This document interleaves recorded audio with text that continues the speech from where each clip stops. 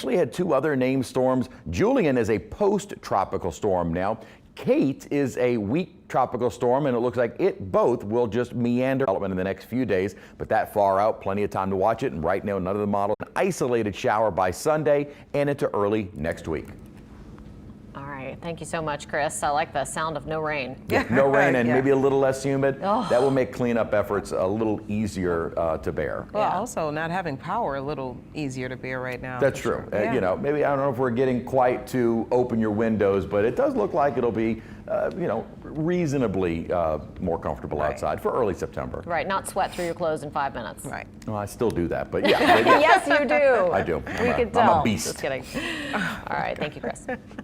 I'm a beast. You said. You said it. You said it. You opened the door. You could disagree. I've also said I have a big head, and you agree with that too. Well, you said it. Yeah. You have huge hats. No love here. No. Not at No all. love here. All right.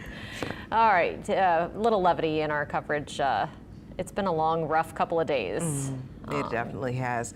Oh, William Joy, he spent a lot of time in Laplace and St. John Parish.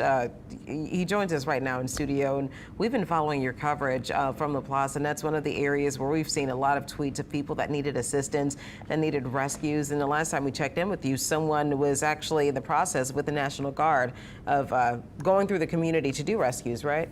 Right, yeah, no, it was Louisiana. Their Fish and Wildlife had basically duck boats that were going through and rescuing people. I'm sure it has a technical name. But we were out there with a drone earlier, and we have video basically of what Laplace looked like. And you can see it's really large portions of it are just entirely underwater. I mean, there were people, you can see a truck there. There were some trucks much larger than that tried to make it through. Really a lot of boats that were out there trying to rescue people. The drone just flew by that Motel 6. That's where some people were staying. We saw a couple people trying to wade through the water, which, as a reminder, you know, crews say don't try to wade through the water because you never know if there happens to be an energized line down around there. But there are people who were literally carrying suitcases out of that motel that were, you know, trying to hop onto boats, into trucks, basically trying to get out. And it wasn't just there as well. As you mentioned, we were actually in a neighborhood as well. We were on the ground. And there, you can see actually a truck driving through as well, trying to wade through that water, which again can be dangerous. This is just to give perspective on Main Street. So that truck is headed away from I-10, kind of coming south there on that Main Street, US 55 is what we're talking about there. So again, you can just see how widespread the flooding was in that area. And what was really heartbreaking is we were over in neighborhoods too, really like on the ground. As I talked about, the Louisiana Fish and Wildlife people were in there trying to basically shuttle people out. And I asked them, I said, how many people have you been rescuing? And they said, really not that many. I mean, there were some people that we talked to out on kind of the corner street that were waiting for friends, families, or really shuttles to take them other places. And we have video from inside those neighborhoods as well. And as we were driving through, you could really tell there were, I mean, shingles missing from homes and certainly siding as well. But even more than that, I mean, there were certain places where there were just roofs ripped up, and not just homes, but a church as well, a nearby school that we're talking about. And I think that's really the takeaway I had, was just how widespread it was. I mean, I talked to one family that was in that neighborhood where there was really bad flooding, and they were saying that inside there, they actually had to carry one of their elderly relatives upstairs to avoid these floodwaters.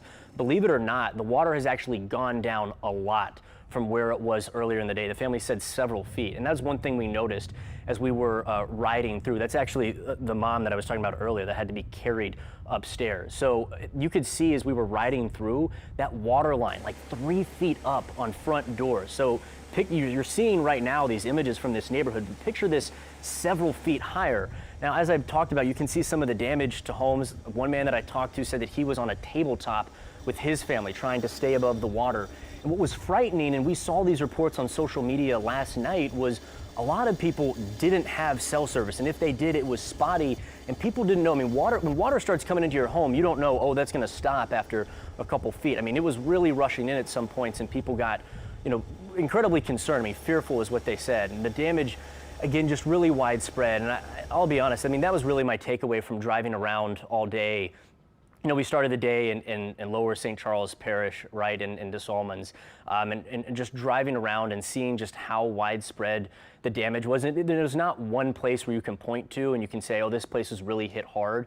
I mean, it's just going to be a very large cleanup effort, really, for a lot of people, both from the flooding aspect and the wind damage. But I'll tell you one other thing too, and you guys have done an awesome job just hearing you and watching the coverage when we can and giving these moments of hope. And I want to say that too before I kind of finish this up, which is, as we were driving around, you see these giant power lines down everywhere, right, and these massive trees, but there are also like these little moments of hope, right, that you can cling on to. And I saw like one woman picking up, just shingles in her front yard, which, wasn't making a huge difference, but it was like, all right, I'm going to do what I can when I can, right? I saw another person just picking up small branches in their front yard. We were interviewing a family down in Des Allemands, and while we were talking to them, the man who had actually given them shelter because their roof had collapsed had put up his American flag, right, like while we were talking to them. So it's just these moments of hope, nothing big. The crews are out doing those big repairs, but after a storm like this, it can just feel, and it does right now, overwhelming. But I think that's one thing we need to really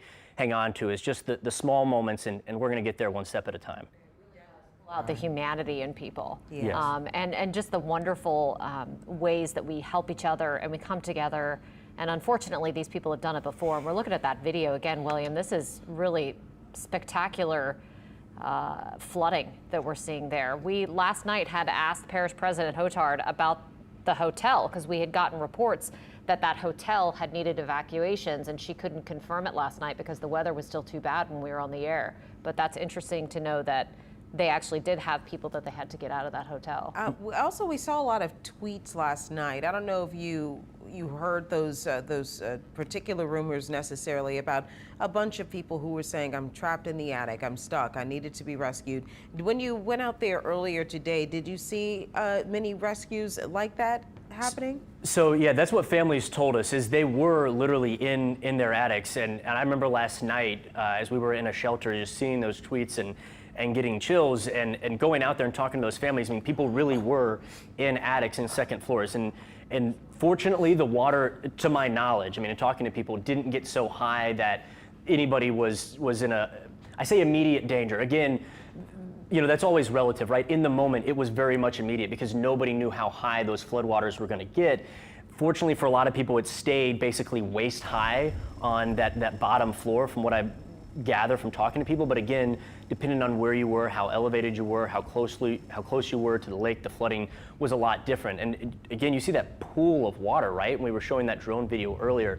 Just imagine the fact that it's come down quite a bit. Certain areas were really impassable unless you either had a boat or again, one of those kind of like duck boat rovers that have really kind of like tank wheels really at the bottom that ride through and then can float as well. Honestly, so it's really I think tough those to are get just people. called high water vehicles. High water, okay, That's yeah. the technical term. High water, we'll go with high water vehicles. Yeah, High and that's water what was vehicles. really shuttling people in and out, and you couldn't get through. I mean, it's tough to overstate the power lines too. I mean, I saw more power lines down than up today. And again, like I said, we were obviously in St. John Parish, we were St. Charles Parish. We drove, it really stayed in that area, but drove a long way, and it's tough to navigate. I mean, people were trying to go back ways, and then you run into water, then you run into a power line, and certain people just couldn't get out. Fortunately, from our understanding, everybody that I talked to was safe. All their neighbors were safe. Maybe we'll get reports later on, but certainly, despite how damaging this storm is and was, it seems like by and large it's been relatively, no injuries. People have been relatively safe, but certainly there's water in areas that we haven't seen before. And one other thing I'll note too is the neighborhood we were in just a few years earlier, some people will remember, got hit by a tornado as well. So these people aren't just dealing with flooding and the wind damage here, they recently dealt with a tornado as well. You can see the roof ripped off the top of that Motel 6, and that's what we saw. I mean, again, it's not that there's one area that's incredibly bad or another area. It's just, I think it's just how widespread it is that I think really is, awesome in the worst way when you're driving around. It's pretty overwhelming. Yeah, that's shocking. Just to really kind of take it all in and realize how much damage there is and how many people are affected. I mean, that's the key right there, is that these are people's stories, these are people's lives, and they're going to have to pick up and start again in some cases, of rebuilding their houses again and you know, this whole area, I'm sure they told you about Hurricane Isaac and the damage that had similar flooding during that storm. So unfortunately, this is not their first rodeo. And it's just, once again, that they're having to pick up their lives and do it all over. That's what we heard from people. In fact, the woman leaning over her mother right there, when I talked to her, she actually mentioned, she said, we went through Isaac, you know, we went through this, and I'm not doing it again. And that's something I kept hearing from people today is, you know, we've waited it out before, we're never doing it again. And I think Ida's one that's going to leave. It's going to be a name people remember for a really long time and leave an imprint on people for many years to come. Yeah, I can't thank you enough for your reporting for us. You've done an amazing job of telling these people's stories, and they are such important stories to tell. And it's good to hear that the people weren't actually trapped in the attic, that they were scared. Right. Yeah. Which is, I don't like for them to be scared. That's a horrible situation, and it's terrifying. But it's good to know that they weren't actually trapped up there, that they could get down. Yeah, no, it seems like most people, from my understanding, the bottom floor was waist high. And again, I think the fear is once you get waist high water in your home, it's rushing in fast. You know, that doesn't happen. It happens very quickly, and anybody who's been in a flooding situation knows it can happen really quickly. When you're in that home, you can't even open right doors at that point because of how strong the water is. So just being able to get out, not knowing where to go, not having a means of transportation. I'm sure last night, or I know last night, talking to these people were some very scary moments. Well, yeah, and the weather was bad.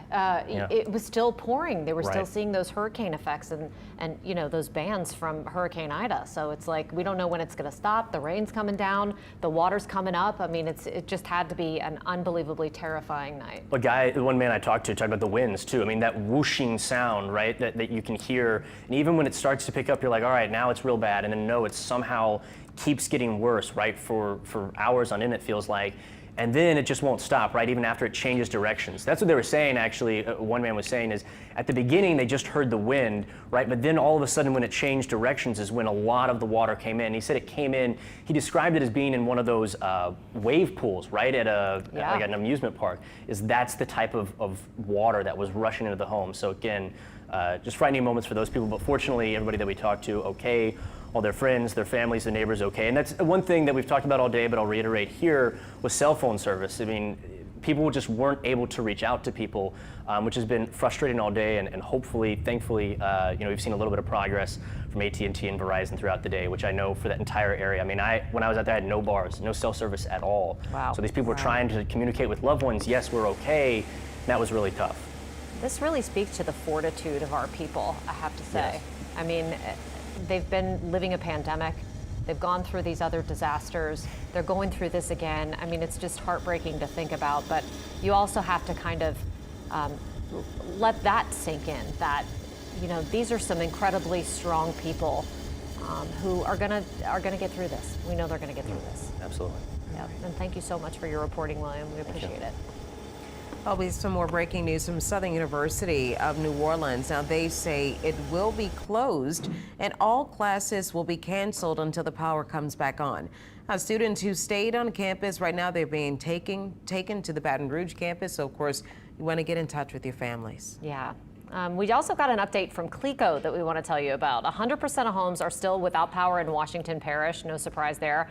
98% in St. Tammany Parish. There's 2% of lucky people over there. Crews are prioritizing the critical infrastructure. Slidell Memorial Hospital should be restored by the end of the day. That's great news. I know the hospitals are again, critical. They're still working on St. Tammany Hospital and Lakeview Hospital, but CLECO says the initial damage assessments showed lots of broken power poles and downed trees, and we're seeing that all over the area. You know, William said today that he doesn't think that he saw a power pole standing up in some of those areas. Now, of course, we're talking about the North Shore, but Erica Ferrando told a similar story. It just has been unbelievable. Yeah, it definitely has been unbelievable.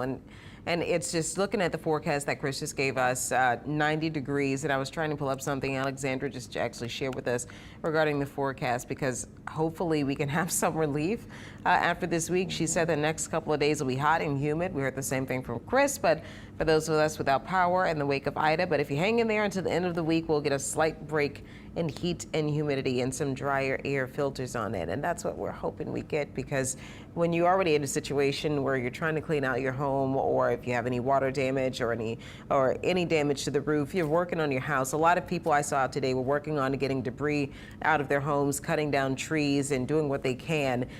But it's extremely hot outside. So make sure you're careful. And I know that, water is few and, hard to come by right now, but just be careful, because it is hot out there. And I know that a lot of us are walking inside of our homes, those without generators as well, walking inside of our homes with no air. Yeah. And, the only thing that is harder to come by than the water is the power. And that devastating loss of power across the whole New Orleans area is being traced back to the failure of 8 Entergy transmission lines. All went down during the storm. An investigative reporter, David Hammer, found one of those huge transmission towers this morning completely collapsed. He also got key interviews with Entergy's CEO and the city council president, and he has this for us. The sight is as staggering as it is devastating. A transmission tower in Avondale snapping in Hurricane Ida's winds. The twisted wreckage afterwards. The power lines, lifelines to the entire metro New Orleans area dunked into the Mississippi River. New Orleans City Council President Helena Moreno put the scene in perspective. What I find unfortunate is that so often it takes something like this for changes to be made. Entergy Louisiana CEO Philip May said the 400-foot tower that fell was robustly engineered and had just been inspected, but simply could not take the power of Ida. Those towers, all of those towers, went through Hurricane Katrina without wavering. But this wind event experienced much higher wind fields, much more devastating wind to those structures into our system than even Katrina. But the catastrophic transmission failure Entergy says it experienced is more than this one tower and more than the corridor it's a part of, which feeds electricity from a larger regional power grid through this point at Avondale on the West Bank and onto the East Bank of Jefferson Parish at Harahan. May said all 8 transmission corridors that transmit power from the outside world into Metro New Orleans all failed. That leaves the entire area from St. Charles Parish in the west to the Twin Spans in the east and down the coast through St. Bernard and Plaquemines, isolated with no power. Entergy even calls it an island. But May says Entergy cannot commit to a timeline. Moreno expects it could take several weeks. I just want to be very honest with the people of New Orleans. I got off the phone with the Entergy engineers earlier today, and they told me that the assessment alone of the transmission failures, that alone could take up to 4 days. So up to 4 days of just assessing the damage before it could be repaired. After the assessment, Entergy crews and contractors will work along 2 tracks, trying to get one of the 7 remaining transmission lines back up and running, or generating power from within the island itself, using the power station at 9 Mile Point, or by firing up the new power plant at Michoud in New Orleans East.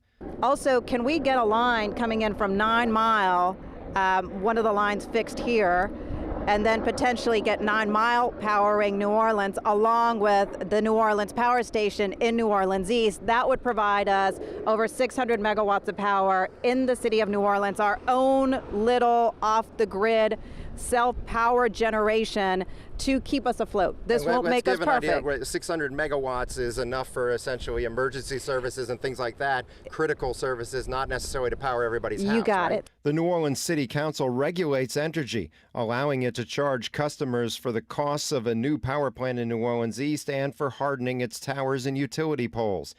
May said that's been money well spent. Every time we build a new line, it's built to a higher standard. It's using different engineered structures, things that would be able to withstand, 150-mile-an-hour winds, that kind of thing. More robust foundations and so forth, so they can't be pushed over by the wind. And that's really where the improvements in infrastructure have been taking place. But the complete failure of the transmission system in Ida makes Moreno wonder.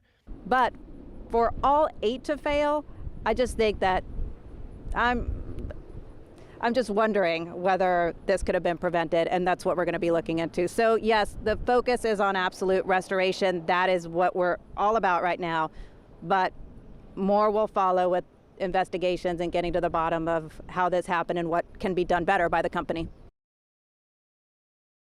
Now, I've gotten questions from several viewers wondering why Entergy doesn't just fire up the new New Orleans power station at Michoud that we talked about, the new plant that customers are still paying for. And you may recall that Entergy used paid actors to lobby the city council to let them build that plant, and promoted it by saying it would let them make power on an island. That's the quote that they used. But now that we are an island, Entergy spokeswoman Lee Sabatini said they still need the transmission lines to be restored to be able to deliver the power from the New Orleans power station in Michoud to the rest of the city. So basically, David, we're cut off. Exactly. The island is a perfect metaphor for this. It's something that we should be able to deal with.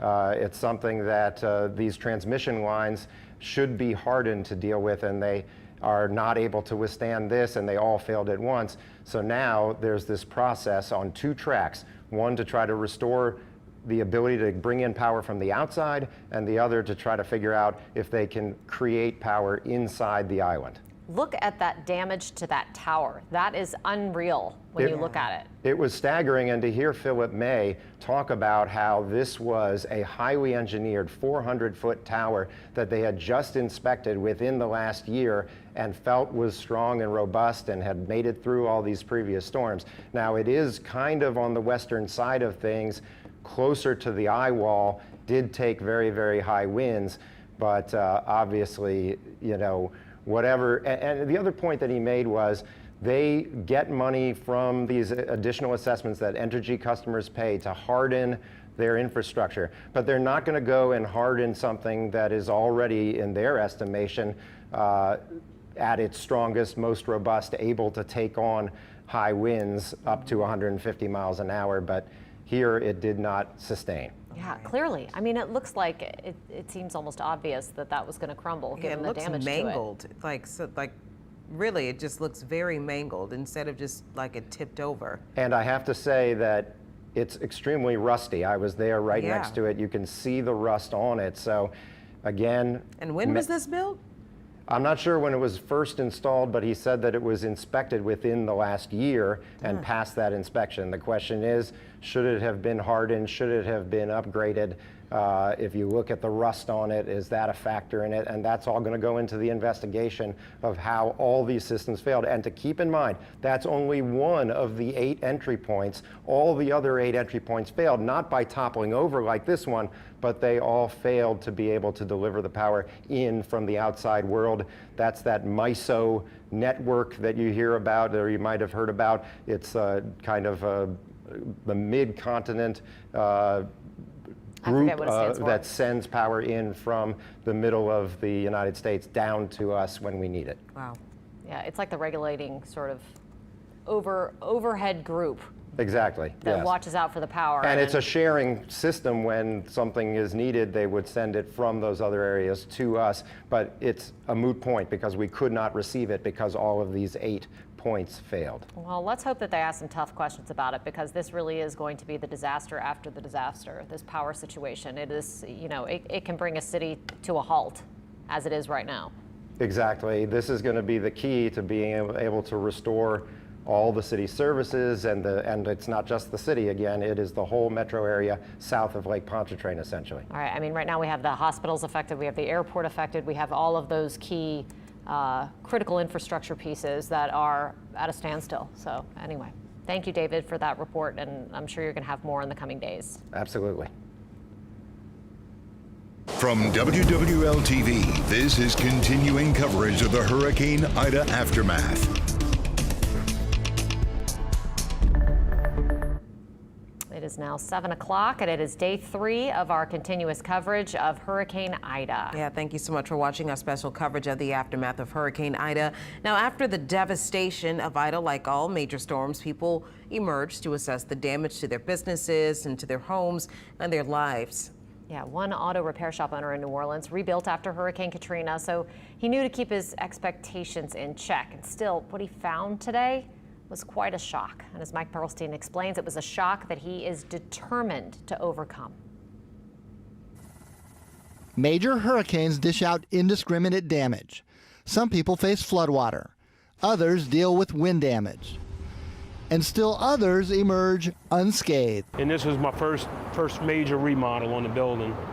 Took down the metal walls, put up the cinder block walls, thinking that this was going to be even better. The owner of NOLA Automotive Repairs at Earhart and Simon Boulevard had just finished the sturdy new wall, so it was far from his top concern. After weathering the storm on the North Shore, Joe Corona was disappointed to hear that his son's house flooded in Slidell. But when he came to check on his business this morning, he was hoping for the best. Instead, he found this. Speechless. Really don't know what to say. At that moment, Joe's thoughts about the future of his business ran the whole spectrum. A lot of things go through your mind when you first look at everything, you know. Part of you wants to quit and give up, and then the other part says, nah, you can't do that. You stuck it out this long. Then Joe thought about his employees. We got 10 families that work out of here, you know, that depend on this place. So we don't want to quit. Even though he doesn't have insurance, Joe Corona is now determined to come back. Been here a long time, and just gonna figure a way to get through it. First, there's the job of boarding up. Then he'll notify the 3 customers whose cars were crushed. And through it all, Joe Corona will weave the thread of his own setbacks into the fabric of resilience that defines this hurricane-hardened region. As a community, though, we're gonna have to just get through it. Mike Perlstein, Eyewitness News. Oh, that's just one tiny little story out of so many when people are going to be able to see their businesses and their homes and just things that are the source of their livelihood just torn apart by this storm. Yeah, torn apart by the storm, torn apart by the pandemic. It's been a rough year for a lot of us. Yeah, absolutely. And unfortunately, the rough stuff's not over yet. No, it definitely is not. I actually saw that. If you're in Slidell, the Waste Management, I wanted to say, continues to suspend collection services in the Metro New Orleans area, obviously due to Hurricane Ida. Because of severe weather, I know that we had some people who are probably, and I know that they asked you to separate this, but some people picking up that debris like branches and trees, and they're putting it into their garbage cans. But Waste Management, you can't expect them to pick up anything right now. They are suspending collection services in the metro area, and I know some people probably going to empty their refrigerators too due to Hurricane Ida. So if you're affected, they'll be in touch with everyone to talk about when it is that service will pick back up, but for right now, it's just hard to say. Yeah, it's going to be a long road ahead for people. I know that that's kind of a cliche, but it feels like it's appropriate. One of the things that people are going to have to do is really deal with those down trees in their yards, in their backyards, on their roofs, all over the place. And Paul Murphy is going to show us a report right now of people doing just that in the Lakeshore neighborhood. We're in the Lakeshore neighborhood where this Public Works crew, City Public Works crew, has been removing this huge live oak that fell in the middle of the street here near Canal and Robert E. Lee. I was talking to one of the neighbors here, Mary Fine, a short while ago, and she said it's such a shame that we're losing more majestic live oaks in this city, something that really helps define the canopy in many parts of town, including Lakeview and especially uptown. She told me that there was another tree about this same size that fell on Emerald Street, not far from where her son used to live, and said, well, thank goodness that it fell in the street and not on the house. And this is really something that we've been seeing all across town, these huge trees that have been fallen by Hurricane Ida's winds. We saw one a short time ago over in the Bayou St. John neighborhood, a huge sycamore tree that fell across from CC's Coffee on Esplanade Avenue. And we talked with Mark Natiel about it, who said he's been watching this sycamore tree for decades. I've been working here since I was about 12 years old, man. That tree's been up there. What kind of tree is it? It's a sycamore tree. I guess it's a little sad that it's... Yeah, they're gonna miss it. And it fell on a car right there too. people's house live over there. It fell on their car, partially on their car.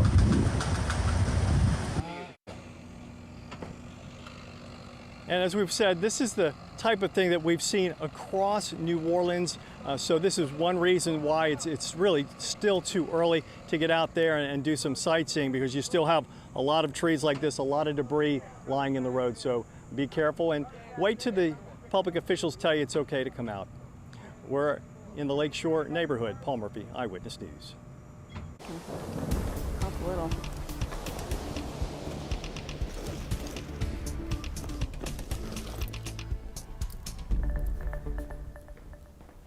Oh, hey.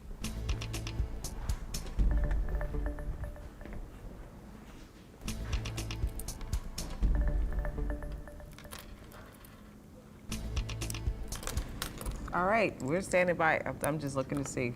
Yeah. We're just standing by waiting on I our think meteorologist. Alexandra's going to come over and have a report, but she's getting ready, so both of us are just like, Yeah, this is typical. They are very busy, and there's a lot going on, even in the aftermath of Hurricane Ida. So if you might see us kind of lean to the right or left just to make sure the Weather Center has someone there, we're just waiting on them, and we'll just kind of get them prepared before they get here. Right. Third day of coverage, right? Yeah, it is third day of coverage, and Alexandra was actually over in Baton Rouge. And I'm curious to know, we haven't talked much about the Baton Rouge area, recently, but Alex, you were up there. What did you see on the way back? Yeah, Charisse, it was okay. It was, at first, we kind of started to hear everything happen just as anticipated, a lot later than what we were seeing. So we were tracking everything for New Orleans, and then it was a big delay before we really saw anything happen in Baton Rouge. And then finally we heard some kind of rain coming down. And then I will say, going home very late last night after a lot of coverage, from there, we were at the backup studio just in case anything were to happen in the French Quarter. And then eventually, we did go home very late last night to a different building. But we did, on the way home, start to see some different things. Like we did see some tree limbs down, and we saw this morning a lot of tree limbs down, and then there was a big process trying to get from Baton Rouge back to New Orleans today. So we, had to come because we were a news unit, and we did see other people on the road actually, and we did see a lot of trees down. In fact, some of the worst going from Baton Rouge. We had to go all the way across to Slidell and then down the Twin Spans. And really what we saw on the way was a lot of different trees down, and I saw some of the worst right around the Holden area, which made sense because that was where our big line of eye wall was coming in across parts of Lafourche, of course, and Terrebonne parishes, and then farther north to the river parishes. And for us, it was really right around the Holden area on toward Hammond, Ponchatoula, kind of all in that cluster along the I-10 there. We did see, Chris is so tall, I turn up tiny when I have his camera setting in front of the green screen, but we did see a lot of pine trees down, especially around those areas near the interstate. So there was a lot of damage. We did kind of have, at that point, while we were coming in kind of midday afternoon today, the interstate was fine. You may have heard that. I-10 all the way to Slidell and then down the Twin Spans, but you could see that there were some areas where there had been trees pretty close, and then people had to kind of move them out, but by the time we went through, we were able to make it. So we are now seeing Ida, thankfully, off to the north of us, and now we are getting at least a bit of a break. We did also drive through a little bit of rain on our way, a pretty heavy little downpour, because we still have a couple of these bands kind of feeding in, and we did earlier today. But I just wanted to show you really quickly, as we get into our precision cast model here, what's going to happen as we get into the next couple of days. Chris was noting that we still have a chance for a few showers and storms tomorrow, and then all the way, you can see it there, into Tuesday. This is kind of midday. You can see some showers and storms. So we're not quite finished with the rain just yet, but we're thinking it'll be more toward the coast on Tuesday and on Wednesday. And then at the end of the week, this is what we have to look forward to. We've been saying if you can make it past tomorrow and make it past Wednesday, really, maybe starting Thursday, Friday, and then into Saturday, we're expecting this area of drier air to move in while our humid air kind of gets pushed a little farther to the south, and our winds will be changing. And so that's going to make a little bit of a difference as we get into the end of the week. So again, tomorrow, Wednesday, hot and sticky feeling, and we've been pointing out also that we have a heat advisory. A little bit unusual to have that tomorrow because our heat index is only expected to get to about 100. So that's not really excessively hot, but the National Weather Service noted that they did this same kind of thing after Hurricane Laura for southwest Louisiana last year. And they noted that without power, there's nowhere to go inside, cool down, or we don't have air conditioning. So if you're out cleaning up things and kind of in the recovery and cleanup effort, it's going to be really hot and you won't have a lot of relief. You know, we don't have refrigerators and freezers, so even a cool drink kind of hard to come by in spots. So that's why the heat index is only going to be 100, but just keep in mind, we also won't be able to take those breaks in the air conditioning and things like that. But if we can make it to the end of the week, this is the thing that I've been looking forward to. We will have a little bit of drier air working in, and so that will be something to look forward to. Won't be really extreme or drastic. It's not going to feel really cool just yet, but our highs may only be perhaps in the upper 80s. We'll get a little break in the humidity. Our dew points falling from the 70s into the 60s. And so it should feel pretty comfortable, especially mornings and evenings and night times, and then the afternoon even won't feel quite as hot and humid as it could. Here's our satellite and radar imagery. Let me go back to it. Sorry, we're kind of in flux here with our different computers, different meteorologists using them at this point, but I just kind of was throwing this graphic in here, and I just wanted to show you, we do still have a few of these showers. So if you're in the Mandeville and Covington areas and you're getting some of this rain, there it is right there. And we also have some off toward really kind of outside of our Mississippi, Hancock and Pearl River counties, but over on the other side into Alabama as well. And then here's a big band feeding into the Florida Panhandle as we see Ida, which is now a depression, a tropical depression, really centered over north of Jackson in Mississippi. And Ida is going to take a track passing over Tennessee by tomorrow night and then all the way toward the mid-Atlantic as a continually weakening storm. So by then it will just be a remnant low pressure area as we move into Thursday, kind of toward the mid-Atlantic and then off toward really kind of off into the Atlantic as we get into Friday. So we are watching a little bit of this shower and storm activity. We are expecting a little bit more tomorrow too, but really what we will be watching for is our rain chances eventually going downward. So still a decent chance tomorrow, although again, probably what most of us will note is the heat and humidity while we're trying to do things outside, clearing a few of those smaller little bits of trees and things that seem to be just littered everywhere at this point.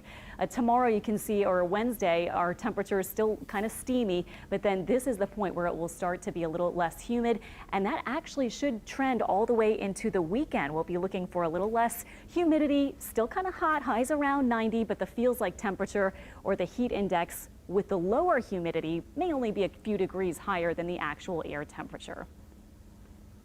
All right, well, let's hope any little break helps. Indeed. Any little break helps. I'll take it.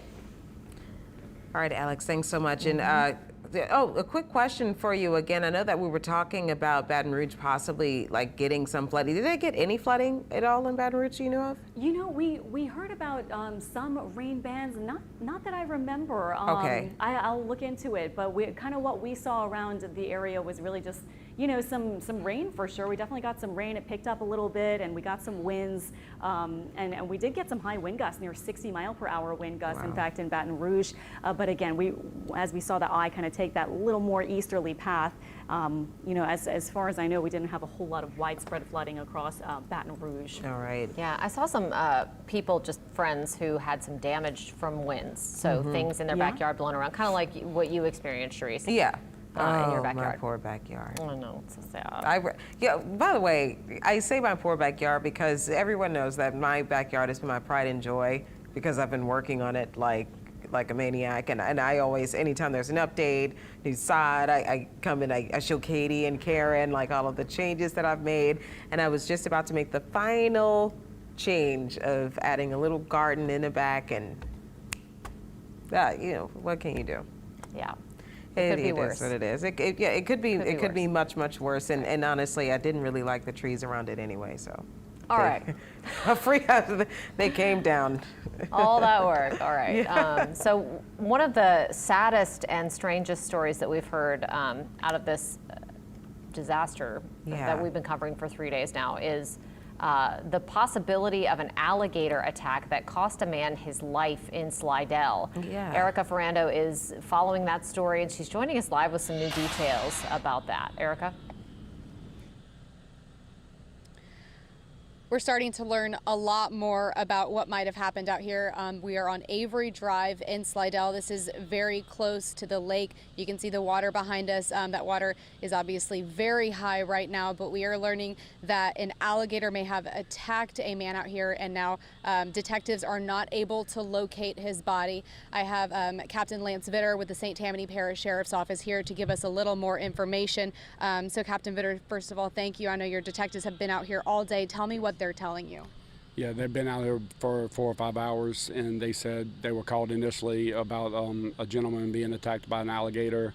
They get out here and learn that there was no body, but they could see signs of blood, that somebody was attacked.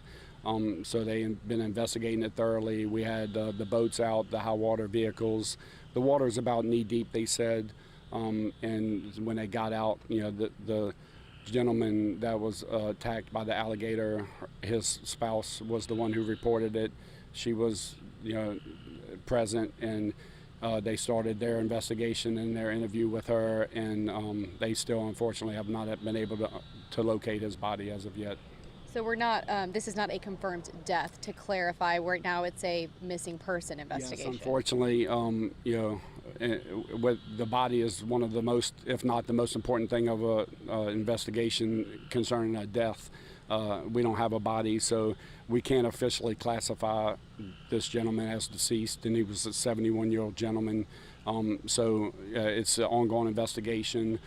There has been nothing determined from the initial investigation and the interview with the spouse that leads the investigators to suspect foul play, but they're still looking into it.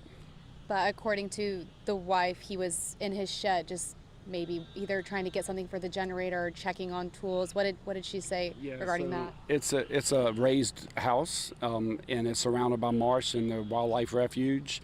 The area is well known to have alligators, and some of the accounts that they learned today, 7+ foot alligators. She said that he went down to the shed underneath the raised house to check on some stuff in his shed. She heard the ruckus, and then when she opened the door and looked down, he was being attacked by the alligator. She then began to try to render aid. When she realized the severity of the injury, she came up here. As you can see, the water, she got a boat of her own, or had a boat, came up here with a neighbor, called us, which cell phone coverage at the time had not came back into service, so it was very hard for her to contact us initially. I mean, I can't imagine being in an emergency situation like that. We know 911 was out for a while today, and cell phone service has been out, but you said she got on a boat and came up here and made that call, and y'all responded. Yes, and like the investigators said, she's been very cooperative from the very beginning. She's very distraught, of course. I mean, this is a time where all of us are struggling to get through post the Hurricane Ida, and to lose a loved one is always a tragedy, but in this manner is even unthinkable, and our hearts and prayers go out to the family. But we will do everything we can to determine the exact cause of what happened, and hopefully we can, the guys on the boats had to come up here, as you can see right there, because the water was starting to recede, and if they don't come up, they're going to get stuck back there in their boats. So we're not finished. They're still going to continue to search. I just can't imagine how she's feeling right now. You said she's distraught. Our hearts go out to her. I mean, I know that, is she out there alone right now? Was she able to get with any family? Is she getting any sort of support right now? Yeah, so the investigators said that she had some friends or family that she's with now, so she's not back there alone, which, we would do all we could to make sure that she was somewhere safe, especially, electricity still out, and nobody knows when that's going to come back. But, again, we're going to do all we can and use all our resources to find her husband, to give her some closure, and also too, so we can, put a final, touch on the case and again, with the body, like I said, not having the bodies, kind of hampering us right now. But foul play is not suspected at this point. No. Again, like I said, it's under investigation until it's closed by investigators. But at this point in time, we haven't discovered anything that indicated foul play. And as you mentioned, there are large alligators that have been spotted out here from time to time. Yes, I mean, we're pretty much in the marsh, and the federal wildlife refuge. There, from what I'm being told, there's a few houses down this road in Avery Estates, and they're like the second house from the lake, second or third. I mean, don't hold me to that, but they're pretty close to the lake. Have you learned anything about this man? Do you know if he was from Slidell? I mean, do we know anything besides his age? Nah, all I was told was that he was 71 years old, and out of respect for the family, we haven't released his name or anything. So, Captain Vitter, anything else that you would like to share with the community? This is just a tragic story. Well, just also, I mean, this is very tragic. Like I said, our hearts go out to them, but, this is another indication with the water high. Please, be careful, and if you do not have to go in the water, don't go in the water, because, we live in the South, and South Louisiana, they have alligators, wild hogs. I mean, no telling what could attack you, so just please be careful. Captain Vitter, thank you so much. Just to kind of wrap it all up, we are on Avery Drive. Detectives just kind of got back out after investigating all day, searching for the body of a man whose wife says he was attacked by an alligator. The water is high up. Seeing big 7-foot alligators is not exactly rare out in this area, but that water was high. Apparently he was in his shed. His wife heard the attack, tried to help, but they have not been able to locate his body. But as Captain Vitter said, they are going to try and get back out here and do anything they can to locate the body or the person and just kind of wrap up this investigation. But our hearts go out to this woman who, whose husband is missing right now. For now, that's the latest here in Slidell. I'm Erica Ferrando. Back to you in the studio. Erica, thank you so much. Such a tragic situation. Hopefully they can give her some closure soon. Yeah, definitely. Here in the metro New Orleans area, while some of the wind damage isn't as severe as it is in other parts of the city, or the state rather, there is a significant amount of damage. And apparently there's a situation at a gas station in Mid-City. Yeah, let's go to Candace Charles right now, live on what's going on there. Yeah, I'm on Orleans and Broad, and usually this gas station is open, but as you can see, the pumps are closed. This gas station is open for 24 hours usually, like I mentioned, but it's closed today. They just had a long line here at the Coast Guard here as they had people coming through and getting gas, and then it was a wrap. The gas was all gone. Now I have Curtis here with me, who came all the way from Metairie to get gas, get water. What has it been like trying to find gas and water out here? It was like hell trying to find water from gas station to gas stations, different locations of trying to get water and gas. And so now I was informed that the gas was here, and now that I come here, the gas is gone, and the only thing I can get out of it is water, because I need water. So I still need gas, so I just got to keep moving along until I find gas. And so many crazy and amazing stories as well of folks who have just been trying to get through this storm. I know it's been a rough one for you guys. How's the storm going for you?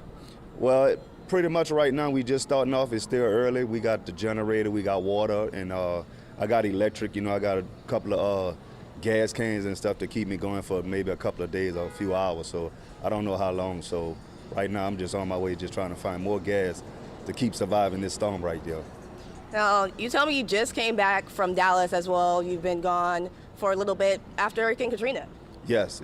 I've been gone for quite a few years, and I came back because my grandmother got sick. So now that this happened and she passed, and I'm still back to the pothole, you know what I'm saying, back of being in Louisiana. So I think now I'm gonna just move on to Dallas, you know what I'm saying?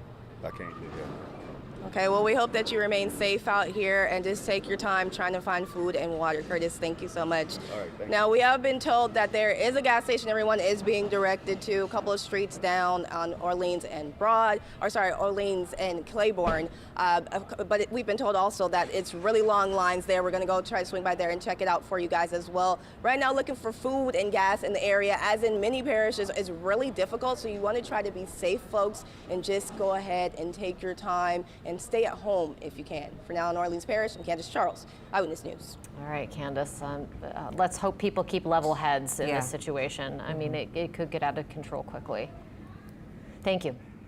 Well, we're getting some more views of some of the damage around the area. Yeah, Marcelino Benito has a new drone video of Slidell and the flooding there, and he spoke with police about some rescue efforts. Guys, last night we could definitely hear those winds howling. We were hunkered down inside the Slidell Police Department headquarters, and that building was creaking all night long. We knew those winds were doing damage, but today we saw the extent of that damage here in Slidell. I want to show you this tree behind me. This is just one example of the damage that these winds did. Hurricane Ida toppled this massive tree just as if it were a twig. Let me get you to some brand new drone video shot by photojournalist Ryan Phillips. You can see that this particular tree fell on a power line, as did hundreds of others in Slidell. Luckily, this one did not fall on any homes. Other homeowners, though, weren't so lucky. Trees did come crashing down on other folks' roofs, but Slidell police say the good news is no one was hurt, no injuries or deaths reported here, but Slidell will be in the dark for at least a week, if not much longer than that. There were several high water rescues early this morning in Slidell. At least a dozen people had to be pulled off their roofs because the water had risen so high. Tonight, a lot of that water has thankfully receded and the cleanup can now begin. But when night falls here in Slidell, the city will still be in the dark, and the police department here says they will have extra patrols on hand and they will ensure that looting is not permitted. Back to you. All right, that is a big unknown, is whether or not people are going to make smart choices about looting.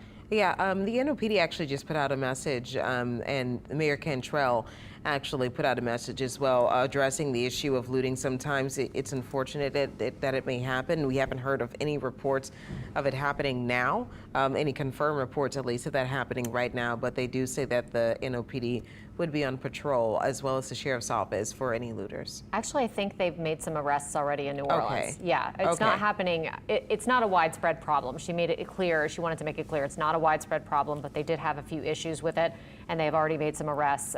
Chief Sean Ferguson talked about that this morning when they had a press conference with the city, but he made the point to say looting is a felony. It is a felony, an automatic felony if you decide to do it. He wanted to drive that point home, and I'm driving it home right now because I know that it's something that they will not tolerate. And I also saw some posts from state police, Sharice, saying that they're going to be assisting in the effort to stop looters.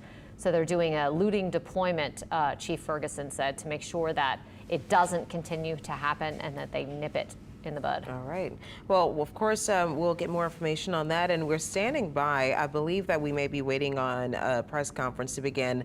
Is this over in Jefferson Parish that we're doing a press conference in Jefferson Parish? We're standing by for that to start in just a few minutes, but for right now, we have Paul Dudley, who's joining us in studio, who was in St. John Parish and has more on what it was like there. Yeah, Sharice and Katie, the damage across St. John Parish is really tremendous. Driving up and down Airline Highway in St. John, you really get a sense of just how bad this storm was. There is widespread flooding, there is plenty of downed trees and power lines. You can see the damage in this video here. Now, we heard from many neighbors who said that wind actually blew holes in their roofs. We heard from one person actually who slept in their attic until they were rescued. You were in the attic? Oh, yeah, we slept there all night. We camped out. Me, my grandma, and her boyfriend, Mr. Cheryl. I'm disabled. They're both over the age of 65. He has a bad leg, but we made it work. No choice. And how did you get out? Once the water came down, we walked out, and there was a man in our neighborhood. I don't know his name. I wish I could thank him. He had an RV. He was driving around. He saw us. He was like, you want me to get the fishery people, the wildlife and fishery people. So he drove to them on his four-wheeler through the waves, and they brought a truck and a little boat, and they came and got us.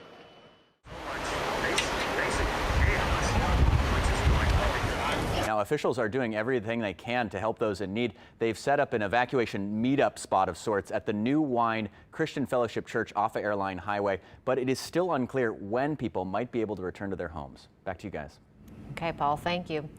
And as Charisse just mentioned, Jefferson Parish President Cynthia Lee Sheng is about to give us an update on operations in JP. I think we're going to have closed caption for this briefing. So today's work has been focused largely on search and rescue and repairing many of the infrastructure needs, such as the water and sewer breaks. So let me introduce who's here first. We have Sheriff Joseph Lapinto, and I will explain all of the stuff that his men and women have been involved in today. We have the Director of Emergency Management, Joe Valiente.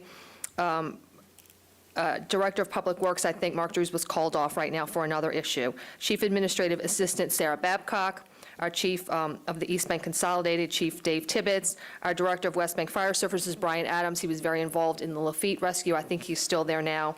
And our Jefferson Parish School Superintendent, Dr. James Gray. We also have with us, an honor to have with us, our Councilman at Large for Division A, Ricky Templett, Councilman at Large for Division B, Scott Walker, Councilman District 1, Marion Edwards was here earlier today. He left, but he is back in his district. Councilman for District 2, Dino Bonanno, is at Yenny, I'm told, at the Yenny building. Councilman Byron Lee is here, right? He made it back? Okay. Councilman Impastato from Dominic Impastato for Council District 4, and Councilwoman Jennifer Van Rankin from Councilwoman District 5. And then Kyle Green here and nobody? Okay. Is that everybody? Okay. So, Dr. Gray, I said it. Okay, good. So, today's efforts have largely been on search and rescue. And the other issue we're going to talk about is we're repairing our water lines and many other issues in the parish. But we started this morning on the search and rescue efforts in Lafitte. I have to give thanks to our first responder teams.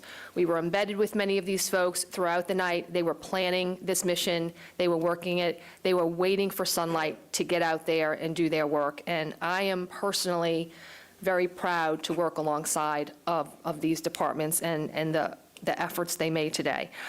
So I was there down in Lafitte. Mayor Tim Kerner Jr. was down there. Lafitte is underwater in ways that we have never seen before. I go there for every storm. The water is actually beyond Lafitte, and it leads to the highway that leads to Lafitte by a mile. Unheard of kind of water that we have never seen before. Somebody that I knew who was 40 years old says in his lifetime he's never seen water rise that high. And we will learn more about what happened, but my understanding, Councilman Templett told me he was there last night. It wasn't there last night. It started rising today. So we want to thank them. Mayor Kerner and his team yesterday, when he told me that he thought the water was rising in Lower Lafitte, as soon as the winds died down a little bit, he went in. Last night, they saved 27 people. And then at last count today, with the many teams that were there today, another 108. This is a scene where boats were just going in and out of Lafitte all day long. So we have to thank many people for this effort. The Jefferson Parish Sheriff's Office and Sheriff Lapinto will be here to address you. Our West Bank Fire Services, Brian Adams, who you've seen before, and he's probably there now still. Our East Bank Consolidated Fire with Chief Tibbetts. The Louisiana National Guard has been wonderful partners to us. They were there as well. There were a lot of animals running around, so we had the Jefferson Parish Animal Shelter. They rescued a lot of animals. Louisiana Wildlife and Fisheries. And then a big shout out to Councilman Dino Bonanno and Ricky Templett, who were really out there a lot today, and many of the members of the town of Jean Lafitte. And I'm also heard that the Cajun Navy showed up and helped us with these rescue efforts. So I will let the sheriff brief you on that extensive mission. Finally, I was able to reach Mayor Carmidel, Mayor David Carmidel in Grand Isle. We have been out of touch with Grand Isle since the storm's been over since yesterday afternoon. So at 6 o'clock, I was able to speak with him. He was supposed to get a helicopter. I don't think the helicopter could pick him up or land there. He actually made it to Grand Isle. Those of us who know Mayor Carmidel knew he was going to, right? It's the Grand Isle way. He made it to Grand Isle some kind of way, which we probably don't want to know, but it involved a tracker and a lot of cutting different pieces of property. So he made it in. They have no cell service. He has to get to the top of a bridge. He called me from somebody else's phone. The great news is that he thinks everyone survived. He thinks that when it got bad, people ran from their homes. They ran to stronger buildings. They ran to the fire department. They ran to the multiplex. I know there's damage at the multiplex. The sheriff might be able to brief you on that. I think he saw it. I have not seen it. So he thinks that everyone survived. In terms of the building and the structures, he said it's 100% damaged, and many of the buildings are not gone. So I have not been able to see it, but some people have been able to get their eyes on the damage there. Of course, he needs help. He needs the roads to clear. He needs clean water to start rebuilding his community. And if any of us know David Carmodell, he will begin rebuilding his community immediately. In terms of Mayor Carmodell, he said this storm and the people who stayed will never stay again. They've all said they will never stay again. In his words, Hurricane Ida was Katrina on steroids. The wind was such an incredible event. It wasn't so much a water event for them like Katrina was, but it was a wind event. And I'm sure you will look forward when he can address you on the damages in his community. So while Lafitte and Grand Isle were dealing with rising water and storm surge, here in Upper Jefferson, we have other major issues. I liken it to calling it a system breakdown. So first of all, I'll go on one of our main priorities today for all of our teams was the water pressure. It was the absolute priority for us. In the first part of the day, we were clearing roads for search and rescue. We were clearing roads to make water repairs. Our ability to fight fires is at issue here, and the need for community just to have clean drinking water, which is an essential for the most basic of a community. Mark's not here. I think he was called away, but earlier he said we had 200 water breaks. Last night we thought there were 6. Sidney Basley, our water director, saw the pressure dropping so significantly. He's like, something else is going on. There's a lot more water breaks. I think it's up to 200. I know they repaired at least 50 today. So this is largely because of the trees that fall, the uprooted trees that break the water mains. I have issued a boil water advisory for both the East Bank and the West Bank.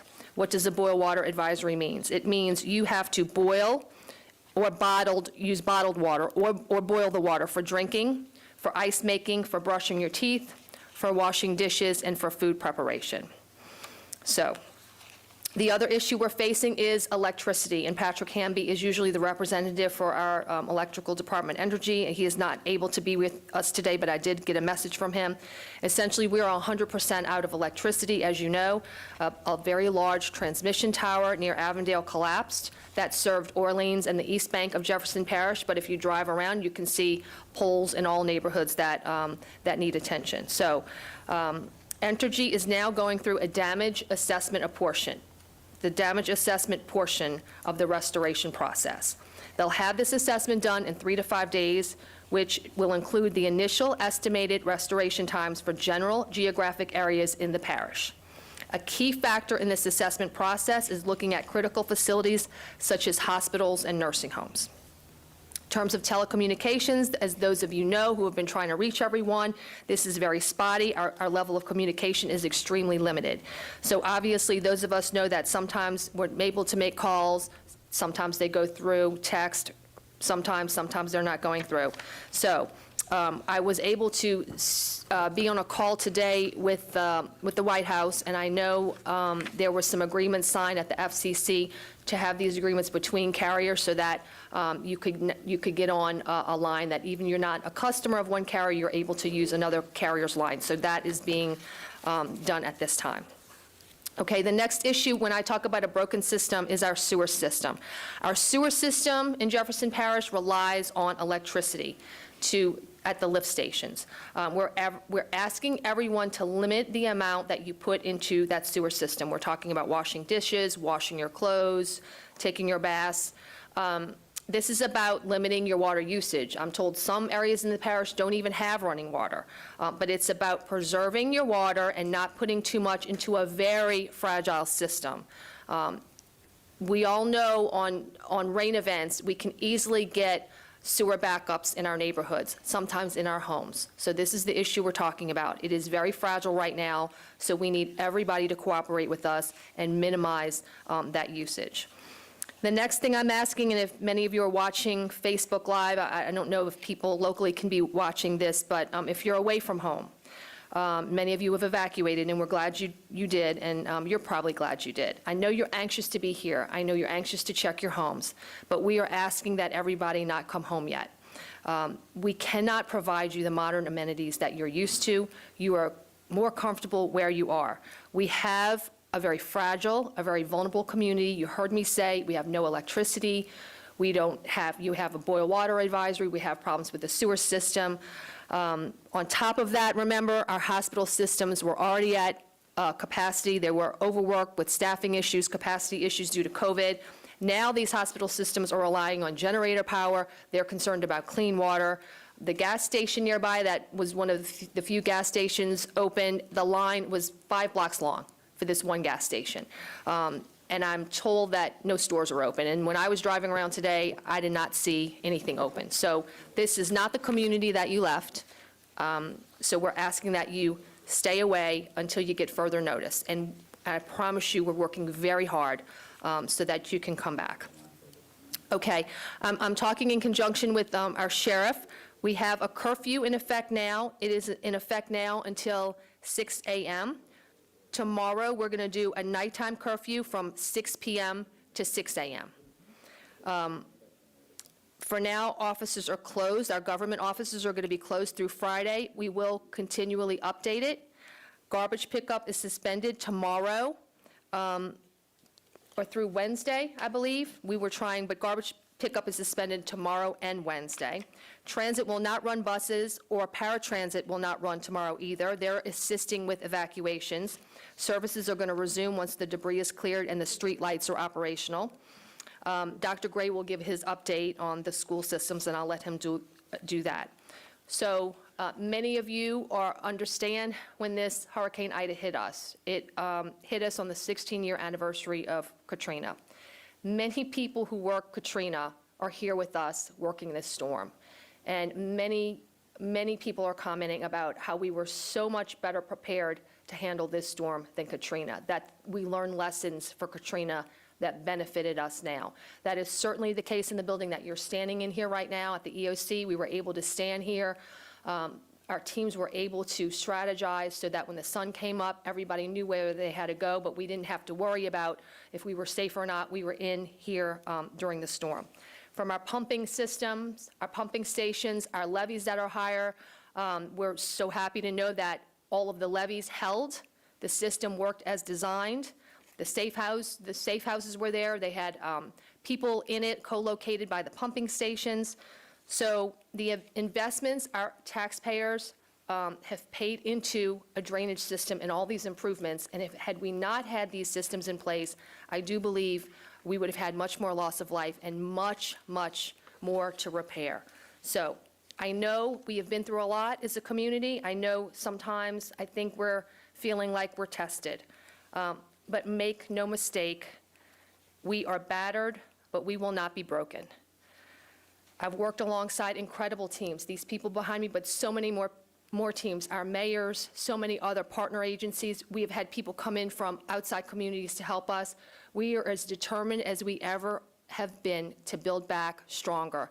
We're just asking for your patience in this matter, but I promise you, I've worked along these men and women all day long, but even before this and even before that, even through COVID and everything, we will build back stronger, but we're just asking for your patience. Okay, so with that, I'm going to introduce Sheriff Joseph Lapinto. Thank you, Madam President. What a difference a day makes. It's been a rough 24 hours. I can't say how proud I am of the men and women of the Jefferson Parish Sheriff's Office. Last night we sheltered in place until about 3 a.m. this morning. 3 a.m. Our deputies started going back out in the street, catching up on the calls for service and the emergency calls that came in during the storm itself, putting them in priority. Happy to say that all the calls for service received last night have been caught up today, so we're back to our regular schedule of any calls that are coming in. I'll still say we have too many people on the street, asking you to stay in. Not only the roads aren't safe, our first responders are trying to get from call to call. They did a phenomenal job today on a whole bunch of different fronts, whether it was search and rescue just from houses, doing dispo checks at different people's houses to check on them from family members out of state. Everybody knows communications was shut down most of the morning, so cell phones were not working, and our level of communication was really, superb. We did not lose any radio communications during the storm. Still had the ability to respond. Search and rescue efforts down in Lafitte today went really great with a whole lot of people that came and joined it, coordinated by us. We'd put deputies on each of the boats, whether they're volunteer boats, to make sure we had communications to go in and save everyone. Put our helicopter up in the air today to fly over Grand Isle, just to kind of not only get a look at what was going on the island, but also get an eye on the people out there already starting to work.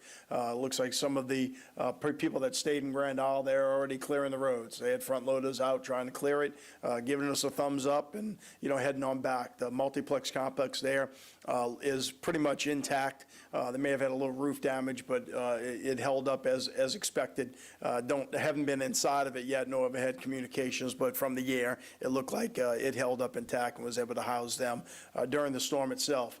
If anybody, understands, we're having a curfew. Look, we're asking people not to be here. If you have the ability to get out even now, do so. Our sewage system's not going to be up to par. Our power will not be there. If you have the ability, you stayed home for the storm and still want to get out of here for your creature comforts, please do so.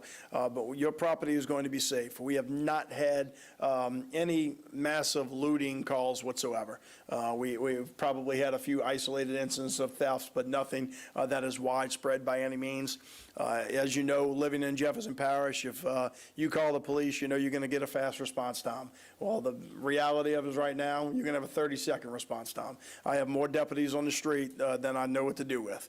Don't commit a crime right now, because you will absolutely go to jail. I've got every single detective that's normally handling other calls out there working night watch. We'll have detectives from other places. We have National Guard at static locations around the parish, protecting some of the bigger stores and gun stores and all that type of stuff.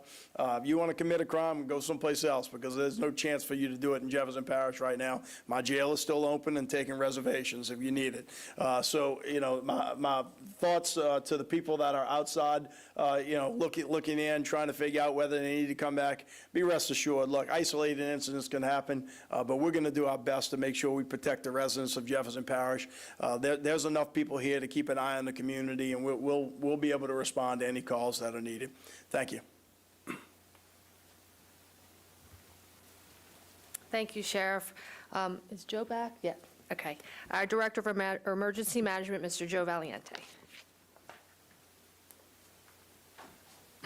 Thank you, Madam President. Good evening, everyone. So I just wanted to mention that as a result of the incredible efforts this morning from the interagency teams that were conducting the search and rescues, they were able to rescue 114 evacuees who had stayed behind. The Emergency Operations Center is still in full activation, and all of our ESFs are up and running so that we can support the efforts of the Public Works Department, answer questions for our school board, and to support all these search and rescue missions that are occurring, so that in the event that they need resources, we're here to interface with Baton Rouge and GOSEP and get those resources for them. Anyone that sees anything whatsoever that's out of place as far as down power lines, down wires, trees that are blocking the roadway, please make sure you contact us at 349-5360, 349-5360. We have just started with our windshield assessments, and our teams are going to be going out in larger and larger numbers starting tomorrow and the day after to check and see exactly what we have to fix out there as far as us as a parish. And as the parish president mentioned, Energy has already conducted some aerial surveys of their transmission lines so that they can determine how they're going to reroute some of these power sources so that they can bring power back to our community quicker. We're still conducting numerous calls a day. We have a leadership call that we do once a day where we have over 100 participants and stakeholders throughout the parish agencies participating. And of course, we have our daily meeting with GOSEP, and so we're able to update what our efforts have accomplished and also information they pushed us on any changes that are made in policy or equipment that's available or any funding that's available through FEMA. One question that we got numerous calls on today was whether or not the I-10 was open. And there was some issues with the I-10 heading westbound at Laplace, and cars were being diverted at Williams Boulevard. However, that has been resolved, and now the traffic east and westbound is open. I-55 northbound is still closed due to heavy trees and debris that's on the that part of the interstate. But from Manchac to Laplace, the south side of I-55, it is clear and open. So again, I remind everybody to help us by calling in anything that you see out of place, any damage, especially if it's a severely damaged building or if it's a tree, a power line that's blocking the roadway. It's important that we know that. Contact us at 349-5360. Thank you very much. Thank you, Joe. Our next speaker is Chief Administrative Assistant Sarah Babcock. Good evening. Today we've been in contact with all of our healthcare facilities. We remained in contact throughout the storm and this morning. Other than the 4 nursing homes that evacuated pre-storm, all hospitals and nursing homes have been continuing to shelter in place. We did have some hospitals in Region 3 that had to evacuate and move those patients into our region here in Orleans and Jefferson hospitals. And as of this evening, Tulane Lakeside Hospital is transporting patients into Tulane downtown campus due to ongoing water pressure issues at that facility. We've continued to work on generators and water with them throughout this. We will have a few dialysis centers that are going to be able to open tomorrow. So if you are a dialysis patient, you should have the emergency number for your dialysis company. Please call them directly to schedule your appointment, and we will be working with them to try and coordinate transit for those who need it. We currently have 2 oxygen distribution stations. One is at Fire Station 20 at 4110 Hudson Street in Metairie, and Fire Station 81 at 808 MacArthur Avenue in Harvey. Those are up and running. You may go there if you need oxygen support. If you have empty tanks at home, we ask that you bring those to the fire station so that we can refill them. Due to the current power and water concerns, we are right now transporting people who need shelter outside of the region. So this is a partnership between us and many state agencies, including DOTD, DCFS, LDH, and even AG is taking our pets to other shelters. So if you are not able to stay in your home but you cannot evacuate by yourself, you can call us here at the EOC. That number is 504-349-5360, and we will work on coordinating with you to be able to safely get out of the area. We do have buses lined up for the next few days to be able to do that. As a reminder, we are under a boil water advisory. This is extremely important if you have small children or are immunocompromised because there may be bacteria in that water that you may be more susceptible to if you have one of those conditions or have young children. So please make sure you're using bottled water, as many people will not be able to boil it right now with the power outages. I also want to remind everyone about food safety. So your refrigerator probably hasn't been working for about 24 hours. We are soon going to be nearing the end of the period where that food is safe. So I want you to remember that. And as Parish President mentioned, this is coming 16 years after the anniversary of Katrina. whether or not you have gone through those storms, there may be mental health challenges in our community for those here, as well as those who have evacuated. That gets exacerbated when we can't reach our loved ones without cell service. The Louisiana Department of Health has stood up a 24/7 mental health crisis hotline. That number is 1-800-256-2522. Again, that's 1-800-256-2522. Thank you. Thank you, Sarah. Next, we're going to have the Chief of the East Bank Consolidated District, Chief Dave Tibbetts.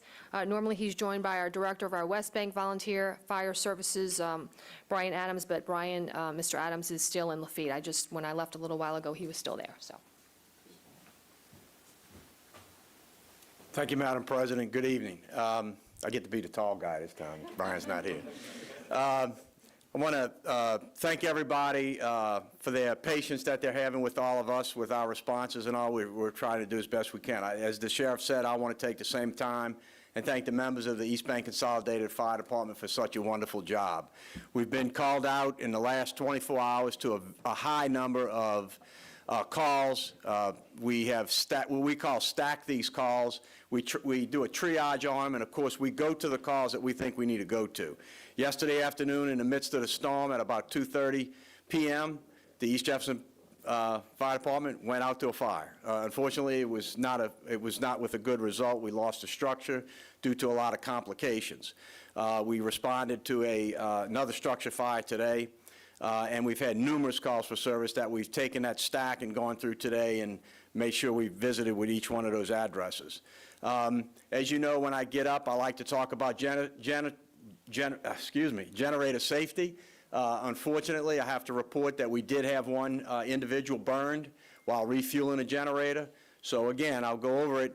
Please be extremely careful with generators, especially portable generators.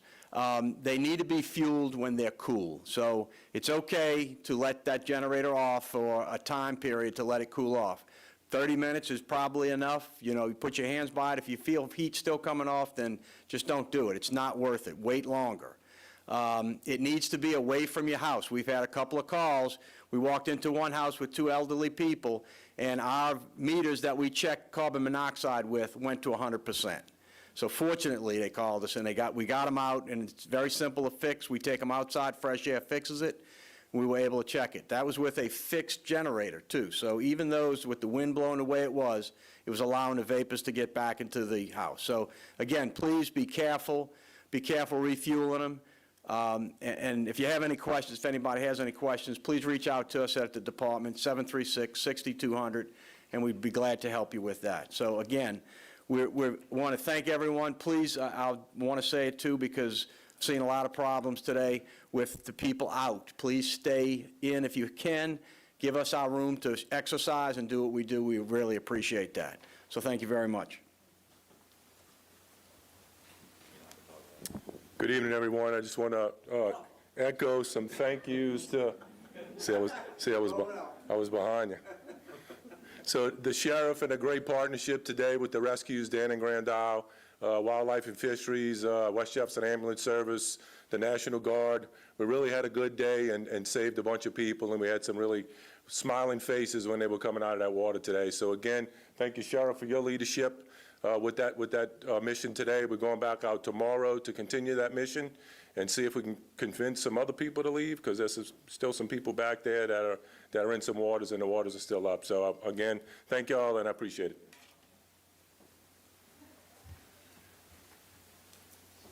Okay, speaking of tall guys, we have our very own Superintendent of the Jefferson Parish School System, Dr. James Gray.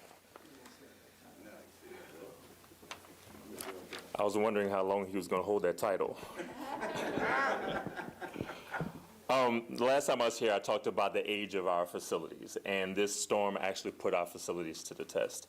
Our skeleton crew that we still have here got out early this morning at 6:30. We started riding around to see what we can possibly assess, but because we're such a small crew, we were not able to get to all of our schools. We are noticing some roof damages to many of our facilities. It goes without saying the damage that was seen in Grand Isle and Lafitte. But in our other Jefferson Parish schools, we see some significant damages. The issue that we're going to have is how can we know exactly what we have once we start opening doors?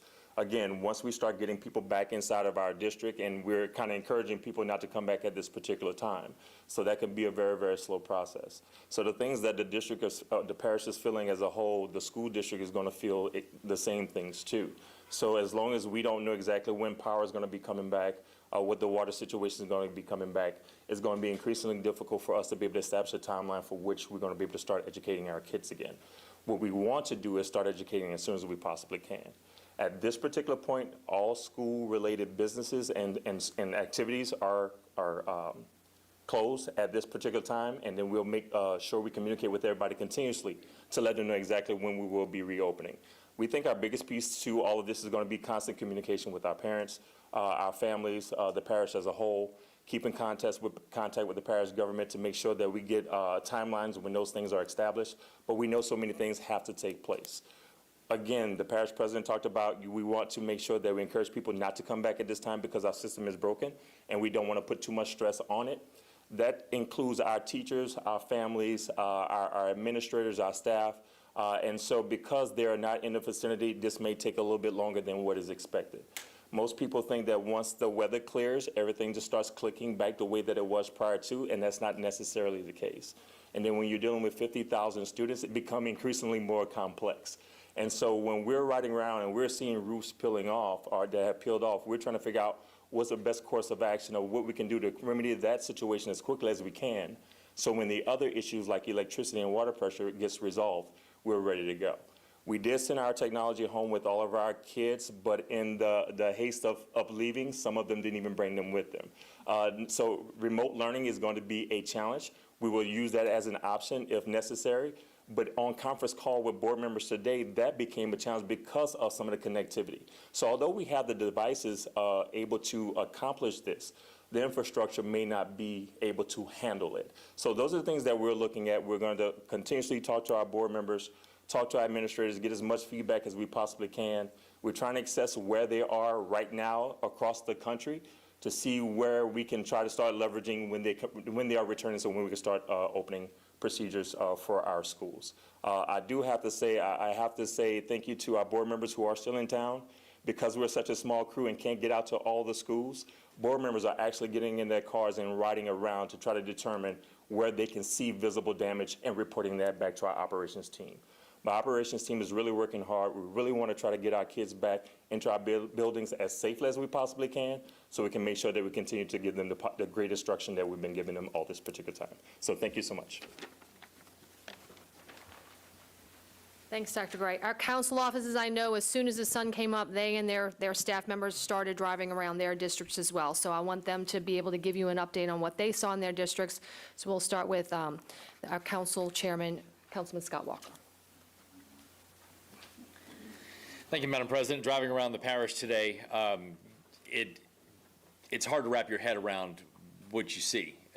Starting at about 6:30 this morning, getting on the road here on the West Bank and then going over to the East Bank and trying to see it all, it was incredibly sad and difficult to watch. And our thoughts continue to be with all the people in Grand Isle and Lafitte who are dealing with so much in the aftermath of this storm, and any community and people who are dealing with the aftermath of this.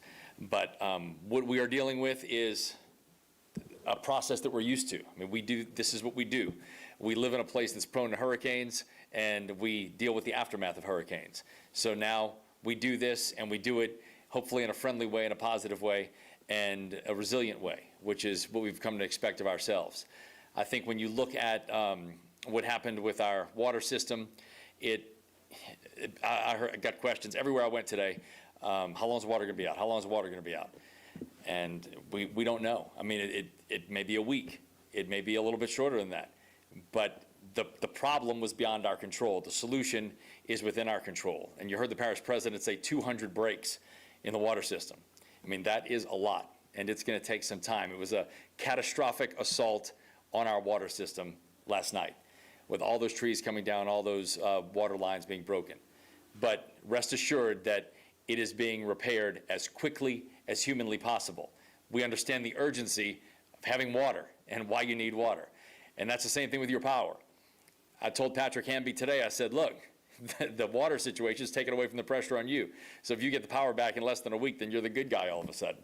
So Entergy is working really hard, and they're going to get the power back up as quickly as humanly possible. That transmission tower that you saw go down into the river, had some extensive conversations about that. It was initially framed a catastrophic incident that was going to put our power restoration back into November. And there's an old graphic going around social media right now that's from Hurricane Zeta last year that says Jefferson Parish isn't going to have its power restored until November 2nd. And people are spreading it like wildfire. Please spread the right information. We're giving you the right information right now. It's on all of our social media platforms. Don't share things that are old. We have the right information for the right storm right now, and we're going to get it out to you as quickly as possible, as soon as we know it. There's nobody holding anything back here. All this information is coming out of the EOC, and we're going to give it to you as soon as we have it and as soon as we know it. So please watch the information that you're spreading, and know that we're doing our level best to get everything operational as quickly as possible. But this is unlike anything we've seen before. And we said last year during Hurricane Zeta that that was the worst we'd seen here since Hurricane Katrina. Well, this is the worst we've seen here since Hurricane Zeta, which was less than a year ago. So here we go again. We've been here before. This is what we do, and we're going to move forward in the best way that we can, and we're going to be a better parish after this. And to echo what others have said, if you don't need to come back, don't come back. I called my wife today and my kids. I said, stay away a few more days. There's no reason to come back yet. And some people on social media said, are y'all going to pay for us to stay away? No, but we're sorry. I mean, if you want to come back and not be able to flush your toilet and sweat in September in your house and not have air conditioning, not have any of the comforts you're used to, then come back. But the best move is to stay away if at all possible and give the people here the time to do the work they need to do. I've spoken too long, but I just wanted to get all those thoughts out there. Appreciate everything you all are doing to get our message out. And this group back here, the council, all the department heads, the administration, coming out of this building, we've been here constantly for the past few days, and we've been through a lot. You all have been through a lot. Everybody in the public has been through a lot. So let's just finish getting through this together and move to the other side. Thanks so much.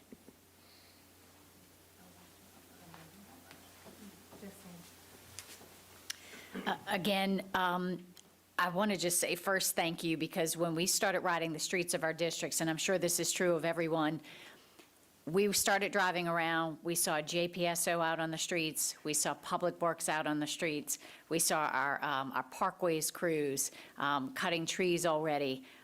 Jefferson is out there. We are trying to get things back to normal. The best thing that each of you who might hear this or see this can do is please stay home. There's nowhere to go. There's nothing open. If you can stay home, imagine how much more quickly all of those crews can do their jobs. So if we can just reiterate that, that would be, I think, the single most important thing that each of you can do. As water starts to come back on, the other thing that I'll reiterate is our sewer system is not going to be operational until the power comes back on. So as you start to get water, please minimize your use, because the more you put into the wastewater system, the more likely we are to have sewer backup. So again, some of those things are going to be really important to keep in mind as you go. As the parish lifts our curfew eventually, when the parish president decides that's appropriate and people start to get back out on the streets, again, right now we still have trees, we still have power lines down. So again, be very careful as you continue out on the roadways, and be kind to your neighbors. You know I saw a lot of people out there helping each other today. We're all going to get hot. We're all going to get increasingly agitated, I know, in the days to come. But as a community, I know we're also really strong and looking out for each other, and letting us know if there's a neighbor in need is one of the most helpful things you can do. Thank you.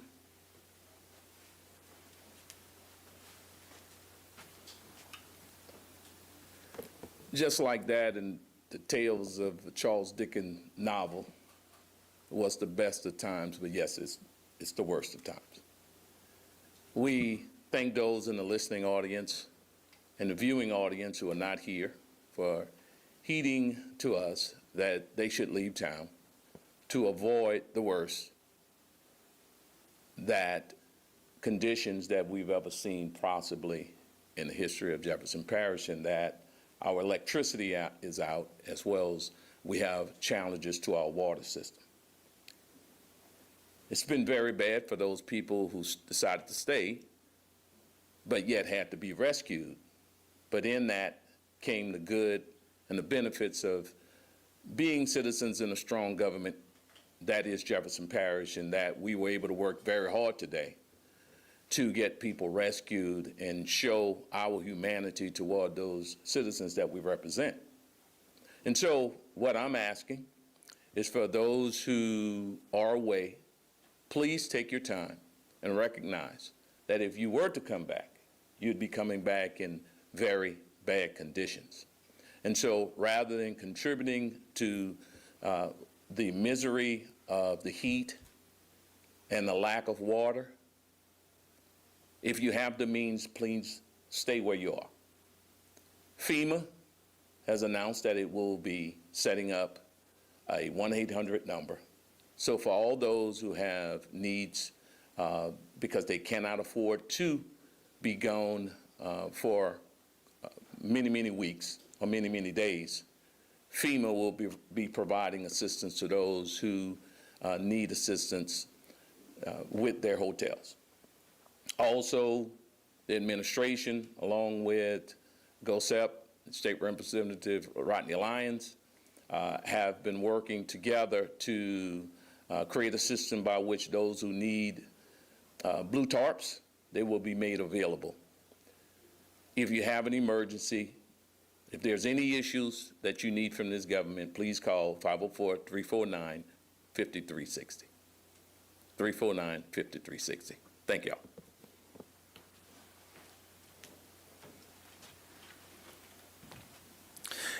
Councilman Dominic Impastato for District 4. I wanted to focus my comments on the Kenner and Metairie area where we spent all day today. We started at about 6 a.m. Kenner Mayor Ben Zahn and I assessing the damage, particularly to the Kenner area, and found virtually every major thoroughfare in the city of Kenner with down power lines, power poles, along with tree damage across the city. The Kenner Mayor and his staff are currently on the street. I literally just left them where they're continuing the restoration effort and mainly debris removal at this point. One of the challenges that we saw throughout District 4 today in Metairie and Kenner is with down trees are often down power lines and power poles intertwined. So oftentimes when we see when there is a tree in the street that's blocking a street, well, until energy can come and clear that line that may be buried within or intertwined within that tree, that debris cannot be removed. That is the kind of thing we're having to deal with street by street, neighborhood by neighborhood, and that is an extensive process. In addition to all the reasons why we're asking people to stay off the streets, it's also the delay that it causes in the relief. Today, again, Mayor Ben Zahn and I were together, and we were asked by relief workers if we could block streets off because the number of cars passing through the street while they're trying to address a power line issue or a debris issue, we're literally making them stop their work. So that causes not just a safety hazard, as has been identified by the people before me, but also delays our recovery effort, which is certainly the most common question all of us are getting right now. When will power be back? When will water be back? On East Jefferson, that is the primary source of concern we're getting. On the day before the storm, 2 days before the storm, Energy stood at this very podium and said with a storm of this size, their expectation statistically was 21 days without power or more. That's what they said before the storm, not to mention everything that has happened. Now, the communications that our office has gotten from Energy is they won't even estimate at this point. So that should give us an indication of the magnitude and the extent of what we're dealing with. On the water, Kenner residents and those in the North Metairie side, we are at the end of the water line. That means our water pressure, as a general rule, is often lower than other sections of the parish. So we can expect our pressure to be some of the last to come on as these water main breaks are fixed. So for those of you watching who are in that area, who are in our District 4, I will repeat to you what was told to me by our own water director, which is the expectation is 5 days potentially without water. So whatever decisions that you're making with your family, with yourselves, please operate with those expectations in mind.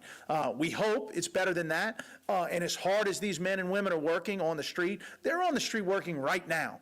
I would love to believe that it's going to happen sooner, as hard as they're working. The challenge is with the magnitude and the breadth of this, I think those estimates are pretty fair, and I think everyone should make the appropriate the appropriate decisions for their family based on those assumptions and based on those expectations. So please give us your assistance in that, give us your patience in that, and as Councilman Walker said, the best information that you're going to get as to what's going on in the parish is going to come from Jefferson Parish government and the individual council offices, A, B, and 1 through 5. So if you want to share something, share our Facebook post, share our Twitters, our tweets, and Instagrams, et cetera. That's going to be the most reliable information as to what's going on within our parish. Thank you. Thank you, Madam President. Okay. All right, thank everybody for being here. Does anybody have any questions? Yes. Yeah, could you confirm if there was a fatality that was flood related today?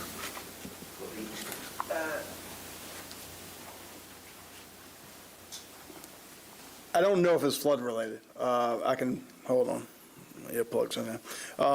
We did have a fatality down in Lafitte today that we were able to recover. Truthfully, I just don't know the circumstances. I hadn't been able to get a report or talk to a deputy on it. I know we did have a fatality down there, but I can't necessarily comment on the circumstances of it. I certainly will find out for it. I just don't know the answer to that. We had been told before with I think one of the people that were rescued, that there was a fatality in a particular house, and we went back and recovered that body. But that's about all I know about it right now. But I can follow up and get that answer for you. Thank you. No problem. Any other questions? Okay, thank you all. Thank you all for being here. You have been watching Parish President Cynthia Lee Shang and a whole slew of Jefferson Parish officials give updates on the response effort to Hurricane Ida. Many things still in flux, including when power could be restored. Entergy now telling officials in JP that they will not give an estimated timeline for when that might happen.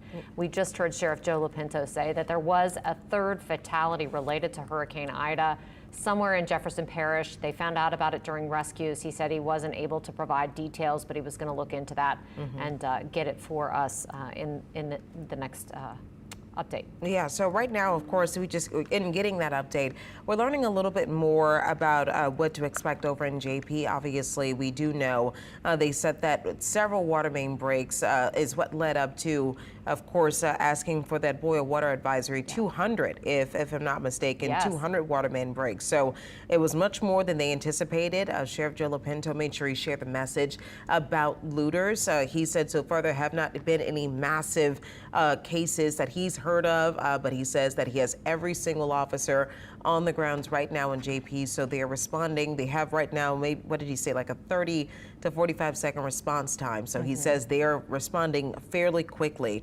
And also an update for JP schools. They said they will be closed until further notice. Yeah. Sheriff Lapinto talked a lot about the rescues, and so did a number of the other officials. There's a list on your screen right now of all those schools that are closed until further notice, and it's pretty much the entire metropolitan area. Yeah. So everybody has a question mark on the end of what's going to happen with school, except for maybe Tulane University, which already has a plan in place. But everywhere else, we're just going to have to watch and wait and see what happens in the next couple of weeks with the basic utilities and the basic services that we count on and that we need for our kids to be able to go to school. But what I was saying was that they had a day full of rescues. I mean, Cynthia Lee Shang said that the water really started coming up today in Lafitte, and that's what caused them to say, we really need to get out there with all our might, get the boats in the water, get people out who are in those homes, because the water was still coming up and they were really concerned about it. Yeah, they had 27 rescues Sunday, and actually more than 108 rescues that were happening today, including animals that were rescued as well. So, honestly, and they said that they spoke with Mayor Carmidel over in Grand Isle, finally got in touch with him. The issue, of course, with communication that so many of us have, he says that he thinks that everyone survived, which of course is amazing, amazing news. He says the people that did stay did just manage to get to safer buildings, but many of the buildings, as expected, as we've talked about, have been damaged in that area. Yeah, just those videos that we've seen, flyovers from the Coast Guard, show pretty extensive damage. Not nearly as extensive, frankly, than we thought it would be, but that's just a small swath of the island. It's not the entirety of of it, that we haven't yet been able to see. You know, I've said this before, but it's almost like there's a black hole of information in a lot of places, and those places that were the most severely damaged by this hurricane, it's just tremendously difficult to get any information about what's happening there. And they ended everything, of course, sharing the same message that we've seen from Orleans Parish, and now we're seeing this in Jefferson Parish. They're asking people who are evacuated to remain evacuated. There's not much. They said the Parish President Cynthia Lee Sheng said that the city that you left or the community that you left is not the same community you're returning home to. There are a lot of hazards. There's a lot of danger around. And of course, we don't have power and the issues with water as well. So they're asking people to just kind of stay away as long as possible, even though there is, of course, that interest in knowing how their property is doing. Yeah, I mean, it's second nature. You just want to know what's going on with your house. You want to know what's happening with your home, and I get it just as much as anybody else does. But they're just saying if you can wait and not come back yet, if you have somebody else who is here already, who could take some pictures of your property and give you a little bit of peace of mind so that you can stay where you are and be in the comfort of having basic city services, then that's probably the way to go. But if you are going to come down here, they did say you just really need to use a lot of caution. Oh, yeah, make sure you use a lot of caution. From WWL-TV, this is continuing coverage of the Hurricane Ida aftermath.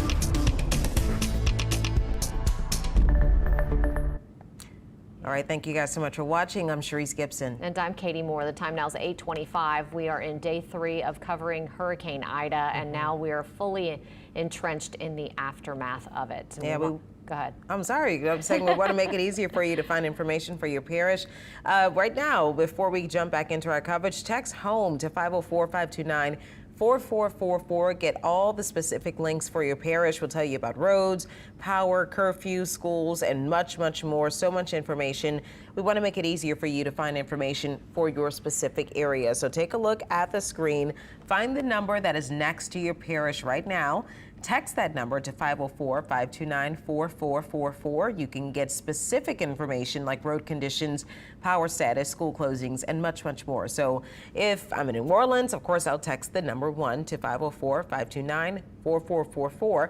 And Jefferson, of course, would text the number 2, and so on and so on. Yeah, right. You can see them all on your screen right there. I think you'll get this screen to your phone once you dial that code. Once you text that code to the number, then you'll get this screen, and then it'll help you kind of walk through the process. Again, we want to thank you for staying with us. And Bo Zimmer is one of our helper reporters that are in town from our stations across the country. He's in New Orleans today. A family, talking to a family who was trapped in their homes by downed power lines.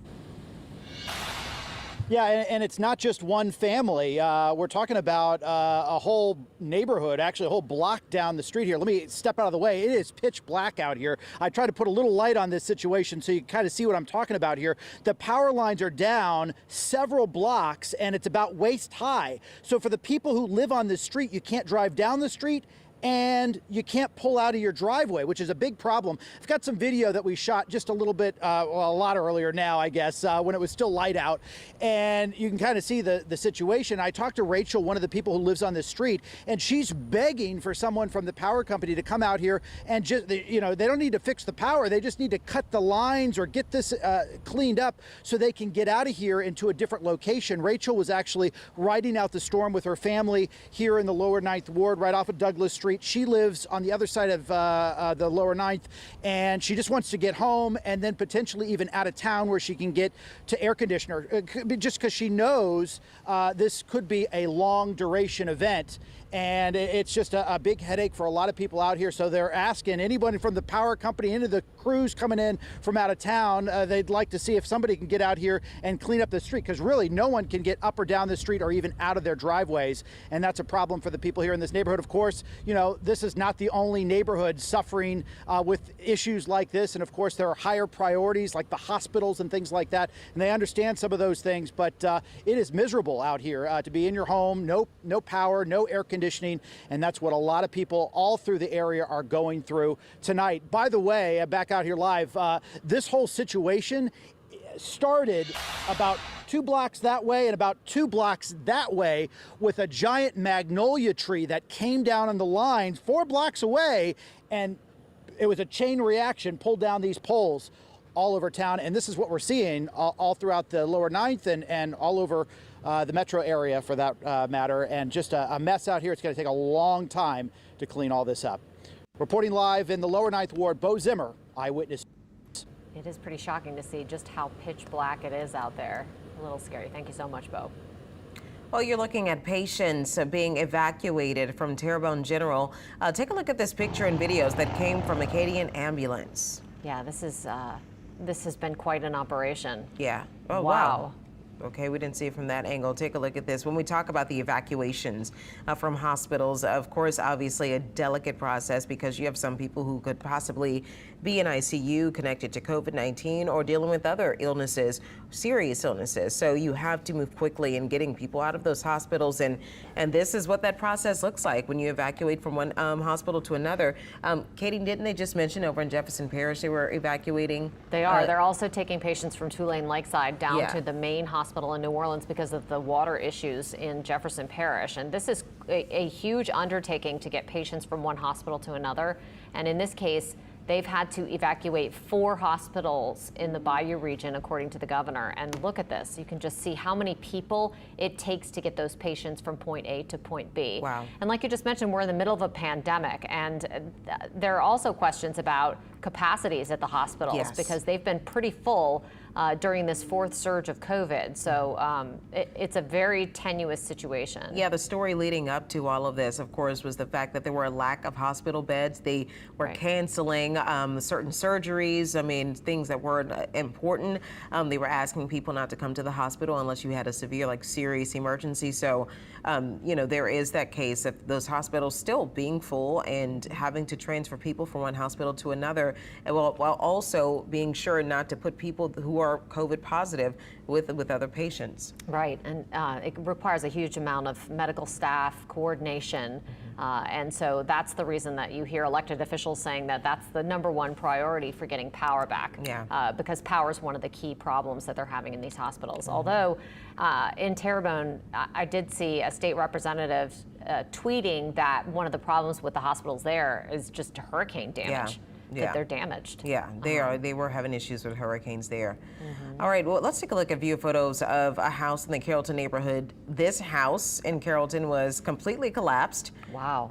You know, probably if I can just take a stab at it, that this had something to do with the winds. The house appeared though to be blighted, so we don't know if anyone was living in this home, if this was a livable home. Yeah, hopefully not, given the condition of it right now. Yeah. Look at it. It just looks like it's paper. Yeah. Paper. And just goes to show you how powerful those gusty winds were. Yeah, for sure. Seeing sites like that all over the metro area, and we keep continuing to get reports just like that.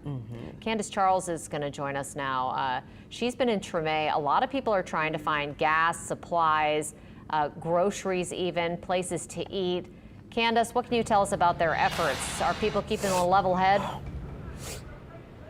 Somewhat, but I'm not gonna lie, Katie, some people have been getting into altercations. I'm at the Chevron right now on Rampart in St. Louis. As you can see, folks are still rolling through here, even though there is no gas at this point. The lines have been down the block on both sides of Rampart here, and folks have just been waiting for up to 2 hours or more. Some people were waiting for up to 2 hours and they still didn't get gas. So folks were telling me that others were cutting them, and that's when the fighting started. That's when NLPD came over here and tried to assist with moving things along and telling people where to go, and also informing them when the gas ran out. It started to just run out along here, and now a few people are able to get a little bit of gas, but it's pretty much fully out at this time. We've been telling folks to go to Quickie on Franklin. Quickie on Franklin. We know for sure that the food is there. The store is open, so you can go inside and try to get some food. As far as the gas, I'm not sure at this point because we've been sending the folks there, and it's been a lot of people rolling through here. Just expect long lines in that area for sure. Now, the best thing to do, folks, is just to stay level-headed. It's not that serious to get into fights about. You will get to the gas when it is your turn. There are other people here who are sitting outside trying to charge their phone. The store is closed. I do have some good news, though. The police said that the store owner says that they expect to get gas tonight. Unfortunately, he won't be open tonight. He will be opening again tomorrow morning. Again, we were on Orleans and Broad as well at the 24-hour gas station. They're closed at this point as well. So they're hoping to get gas and will be opening up tomorrow morning. All right, guys, I'll toss it back to you. All right, Candace, thanks so much. And you know, this was mentioned that there were going to be tensions and people were going to be a little frustrated because of the lack of resources as they started to make their way back to the city. One of the other reasons that the mayor asked everyone to please just kind of remain wherever you are. Candace, thank you. Well, Hurricane Ida ripped the roof off the Metairie Towers condo building, sending seniors and other residents out of their homes in the middle of the storm. Brendan Keefe has the story of how they got out. This storm was a triple threat. Some hurricanes hit with flooding rains, others with relentless storm surge. Ida had all of those, and the winds of a major hurricane. This is steel reinforced concrete. You would expect that this is the best place to ride out a storm. That's what we thought, but we didn't know that the roof would give up. Elsa Marie Brewer was inside her home at Metairie Towers when the roof peeled off. Wind alone didn't shatter these windows. It did send the roof cascading over the edge into the glass. Those condo units then filled with rainwater. And what was it like? What was the sound and what did it feel like? There was no sound because, we didn't know that the roof was coming down. And all of a sudden, in our floors was water. And first we didn't know where the water was coming from. And the water was maybe, like 5 inches high. Remember, this was happening in the middle of Hurricane Ida. Some hoped, others prayed. Who would save them in the middle of the storm? It turned out salvation was right across the street at St. Francis Xavier Catholic Church. And that was so welcoming and so nice, that nobody had time to get scared. Metairie Towers has only 7 stories, but its residents now have dozens of stories of survival. For Eyewitness News, I'm Brendan Keefe. All right, yeah, wow, that certainly was a tense situation. But fortunately, you heard them, they didn't even have time to get scared. So that's wonderful that they were able to resolve that so quickly. I'm glad that they were. For sure. Well, along the Airline Highway in St. John Parish, there was widespread damage you've been talking about from Hurricane Ida. There are plenty of places that look like a lot of warehouses that you can see completely ripped off. Buildings that we've seen completely destroyed and ripped off. We're going to get to Paul Dudley talking about what he saw firsthand in just a moment, but for right now we're going to go over to meteorologist Alexandra Cranford. I hope that is Alexandra over there. It is. I'm glad, because I see out of the corner of my eye, I see Chris over there. I don't know where she is. Let me calculate things here very quickly. I know you guys have done such a good job covering everything and giving us that nice perspective. I really like to hear your comments on the stories. I'm sure a lot of our viewers who are watching from different devices and all over the place, I'm sure they appreciate that too. Here's what we're looking at as far as our weather goes. Tropical depression Ida. It's now a depression. Just wanted to start with this really quickly just to point out that really kind of over toward Mississippi around Starkville, where I got my master's degree in meteorology actually, around Mississippi State, getting some pretty heavy rain from that over toward Birmingham, and to see some of these rain bands around Panama City. We're starting to see that. And then of course we have a couple still in parts of southern Mississippi and really our coastal spots too, and actually a pretty strong little band there over some of our southern Mississippi coastal areas. I'll show you that in a second, but just tracking Ida, I know we don't want to track this anymore. We've tracked this enough, several days of this, and now you can see it's going to be continuing to weaken as it moves out farther off to the east and northeast. Looking at what's happening here, and again, keep in mind, as we've been pointing out, the sensors are not all working at these stations since we had a major hurricane move through our area just last night. So we're looking at our temperatures here for just a few locations still saying upper 70s and lower 80s. And here are our current winds, gusty a little bit at Gulfport, of course, nothing compared to these really high numbers, of course, that we were seeing last night. 12-mile-per-hour winds at Kenner and about 5 or 6 miles per hour in other spots. And really the thing for tomorrow is going to be a few more of those little downpours here and there associated just with the tropical moisture behind Ida. And then also the heat. And again, we've been pointing out that the heat index will get up to 100. Normally, that is not enough to prompt a heat advisory where it's essentially an alert saying, be careful, take your precautions. Mostly, 100 degrees for the heat index is okay in our area, but since we don't have air conditioning, it's just kind of a reminder. If you're outside, you won't have air conditioning to get back into, to take a break if you're out doing cleanup. So just kind of keep that in mind. After Hurricane Laura in southwest Louisiana, the National Weather Service did the same thing. It's a much lower than normal heat index value that they're preparing that heat advisory for, but again, it's because we won't have as much relief as we normally would if we had power, and almost no one has power. Our satellite and radar imagery, again, showing some of these bands, pretty heavy little downpour for some of you around Hancock County and also on the fringes of Plaquemines Parish, but these have been kind of moving, and you can see them moving across the North Shore. And as we move into tonight, we'll keep a decent chance for a few more of these scattered little downpours here and there, a few showers, temperatures in the 70s, and then tomorrow we'll have highs closer to about 90 or 91. And still a chance for that scattered rain, and our winds will be from the west. So we've seen that kind of shifting. Of course, for so long they were from the east. Tomorrow, as Ida eventually moves off farther to the northeast, we'll eventually see them shift, and still a little breezy tomorrow. Here's a look at your planner on your Tuesday. If you're like me and a lot of us in the studio are saying, what day is it? That was the weekend with Ida, and now today's Monday and tomorrow is Tuesday, even though everything is disrupted and kind of hard to remember what day it is here in the New Orleans area and our North Shore spots too. But tomorrow you can see our rain chance actually might be a little earlier in the day. That's what our high resolution model is showing anyway. It has tonight at 10 p.m., couple of showers. And then look at this, it develops a little band kind of feature here as we move into early tomorrow. So this is 7 a.m. We'll see if this model is right. This is the one that updates very frequently, but just be prepared for that perhaps early in the day. And then this is the rest of the day. It has it a little quieter by 6 p.m., maybe a few more showers here and there. But bottom line really for tomorrow, just kind of anticipate some of that rain. And then at the end of the week, we've been talking about the setup will actually let some drier air move in. So some of that really deep tropical moisture will finally leave our area, and we will see some lower dew point temperatures.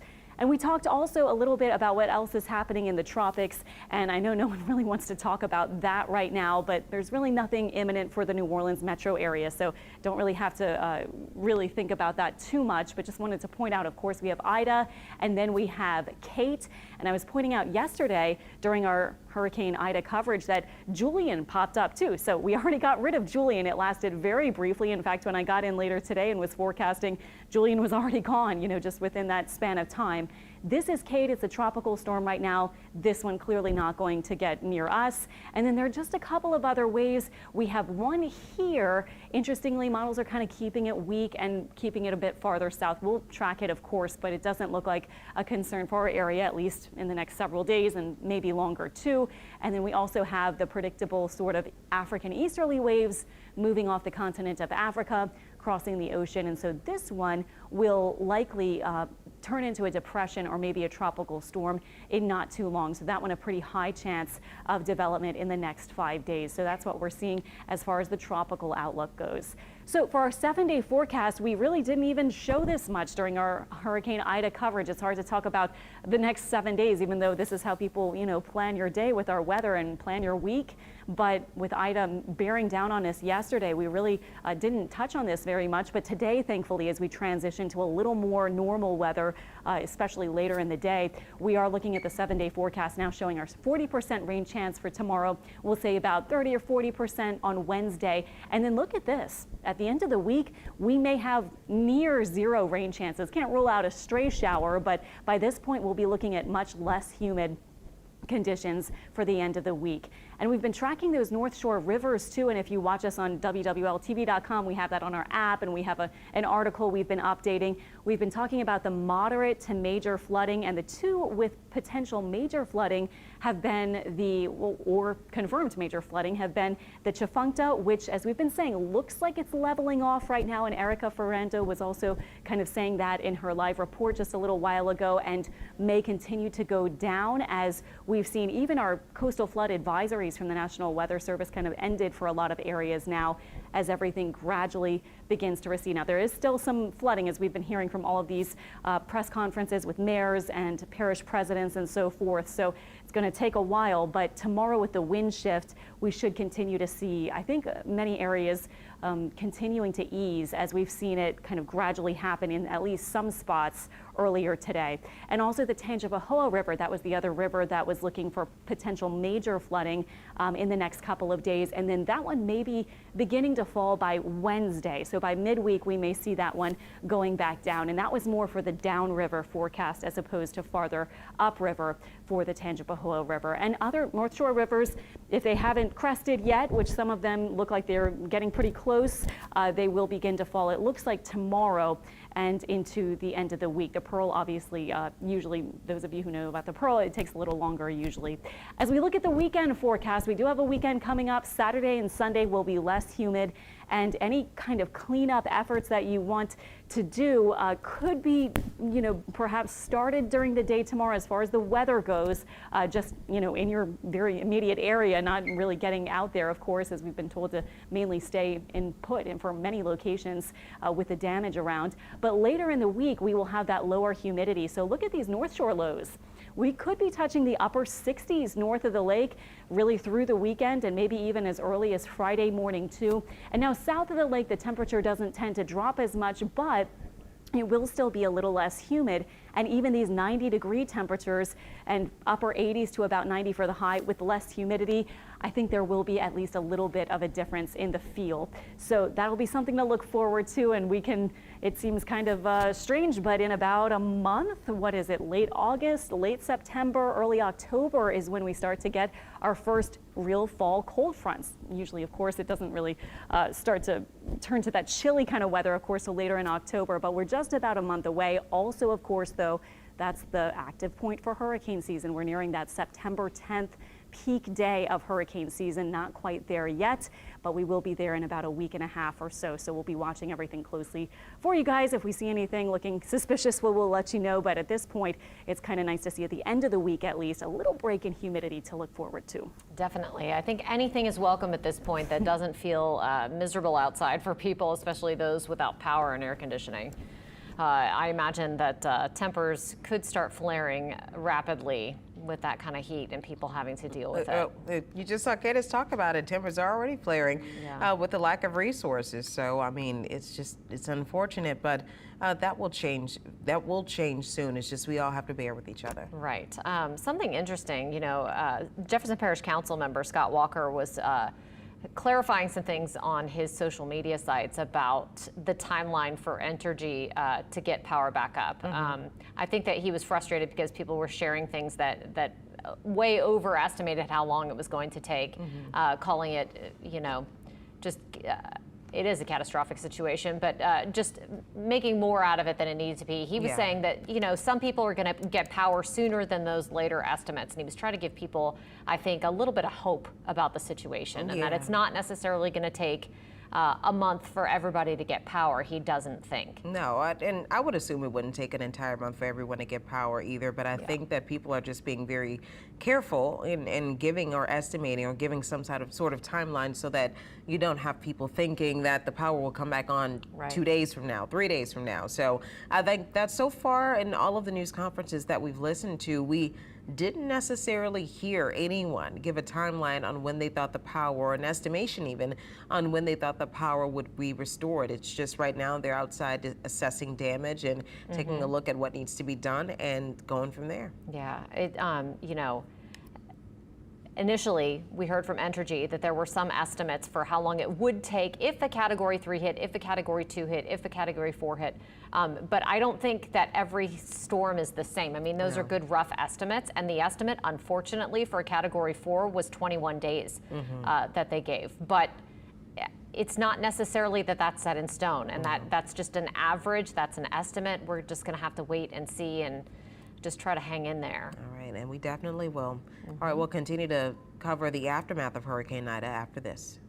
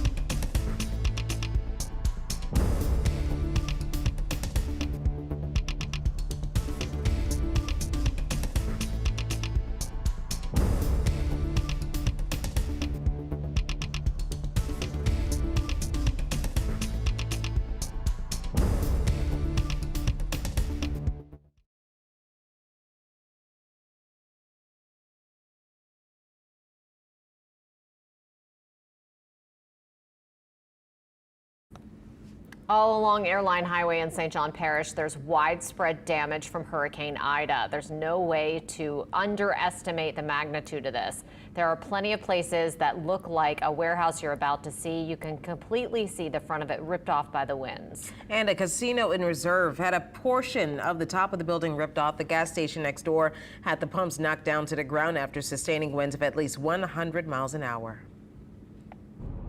All along Airline Highway in St. John Parish, there is widespread damage from Hurricane Ida. There are plenty of places that look like this warehouse. You can see the front of it completely ripped off by the winds. This casino in Reserve had a portion of the top of the building ripped off. The gas station next door had the pumps knocked to the ground after sustained winds of at least 100 miles an hour.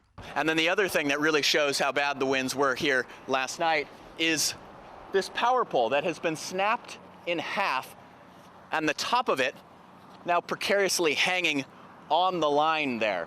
I thank the Lord I'm living. Ida's winds ripped off a portion of Von Golden's roof. Shingles all off.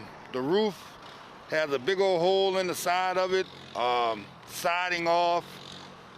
Tree collapsed across the road. We can't get out. We had to go through our neighbor's yard to get on the other street to come out. Others like Asamiri Sproul, whose grandmother lives in Laplace on the western end of Lake Pontchartrain, saw the worst of Ida's flooding. You were in the attic? Oh, yeah, we slept there all night. We camped out. Me, my grandma, and her boyfriend, Mr. Cheryl. I'm disabled. They're both over the age of 65. He has a bad leg. Like, my grandma's whole house is gone. Our neighbor, roof was clean off. Like, it looked like a hand came and ripped the roof off, and then the parts of the roof was floating in the water. Huge crowds forced out of their homes by Ida arrived at this church off of Airline, where buses took them to Monroe. That's where we met Iris Alexander, fearful her oxygen may not last. The water just started rising, and we tried to get out, but the car just started floating in the driveway, and then some guys came in a boat and got us. I'm still scared. I don't have so much oxygen. I don't know what I'm gonna do.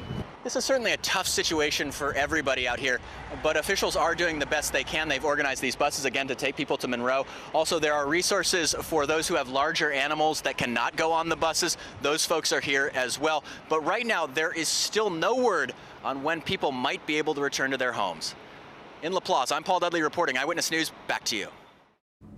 It is so striking to see some of the things that people have had to endure over the last several days. Yeah, it's something that the Governor Edwards said would happen, that those shelters only had so many people in it. But of course, as we start to estimate the damage and see the damage that Ida left behind, we would see more and more people going into those shelters, especially those who, even without power, are not able to handle this heat that we're dealing with right now. Absolutely. And that main shelter, it sounds like, is in Monroe. And I'm curious to see what it looks like there. We'll have to check in and see what's happening with all of the people that are being taken up there. Well, President Joe Biden held a virtual meeting today with FEMA. Let's take a quick listen to what he had to say. The people of Louisiana and Mississippi are resilient, but it's in moments like these that we can certainly see the power of government to respond to the needs of the people if government's prepared and if they respond. That's our job if we work together. The folks get knocked down, we're there to help you get back on your feet. The most important element, though, is coordinating all the branches of government, state, local, and federal. And that's what we're trying to make sure that we tried to do before this hurricane hit. That's why we've begun working together. We're going to stand with you and the people of the Gulf as long as it takes for you to recover. And so I'm now going to turn. Let's hope so. Jefferson Parish announced all public schools will be closed until further notice. They're the latest in a growing list of parishes that don't even know when the schools are going to be able to open. So far, Orleans, St. Tammany, Plaquemines, St. Bernard, St. Charles, Lafourche, and Terrebonne have all also closed public schools indefinitely. Energy crews are working around New Orleans right now. We know that currently they're working to just assess the damage and taking a look at some of the many down power lines. So be careful. That's a warning that we have to you all out there. We know that there are so many Entergy customers right now, and it looks like the entire city of New Orleans that is out without power. They say, let me get a good approximate number, 895,000 Entergy New Orleans and Entergy Louisiana customers as of 11 a.m. today that are without power. We talked about that damage to the 8 high voltage lines that took out power for New Orleans and for JP, St. Bernard, Plaquemines Parish, St. Charles, and Terrebonne parishes. And we also spoke with David Hammer a little bit earlier talking about that transmission tower that fell down near Avondale Sunday night. Yeah, you know, it's just sort of shocking when you look at all of the crews that are going to be coming in. You know, we've heard from federal officials and things who say that they have tens of thousands of line workers waiting to come in. I think they're really working with engineers right now to figure out how to fix it. Yeah. And then hopefully they've got tons of help once they make a plan. But I think right now they're in the stage of just making a plan. Yeah, 20,000 linemen that are making their way into the city right now. And Don Strong was driving around on Airline Highway earlier. Please forgive me, what's the stadium that's out there? That they had all of the, yeah, they had all of the linemen that we saw them pulling into Zephyr Field, getting ready to start making those assessments, because we said this before. Entergy held news conferences days prior to Hurricane Ida coming through Louisiana, that power being out was going to be the main concern. So obviously it's one of the big issues that we're having right now, and hopefully after they make those assessments, which might take a couple of days, then we can go ahead and start getting power turned back on. Yeah, I can't wait. Yeah. I think everybody out there agrees with me, especially those who want to come home. Right, right. Well, right now we want to go back out to Erica Ferrando. She's been in St. Tammany Parish, not only keeping a watch on the flooding that could be happening there along the Tchefuncte River, but she's been in Slidell, where they are investigating a death involving an alligator.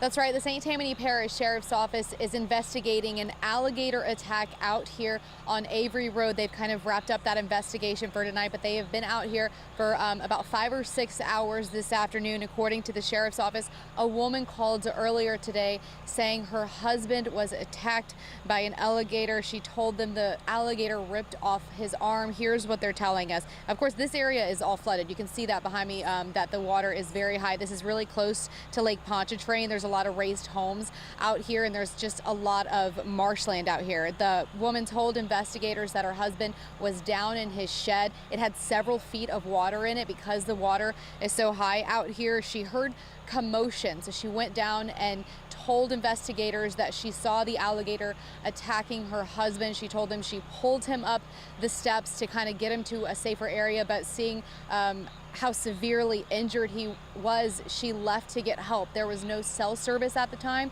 so she could not call 911 where she was. She had to actually take a boat out here, and this is where she was able to get in touch with someone who was able to help her get in touch with police. They came out here and have been responding, but by the time they got back to the home, they could not find her husband. So they have been out here trying to locate him, locate his body, and just, you know, give this woman any sort of answers and any sort of closure.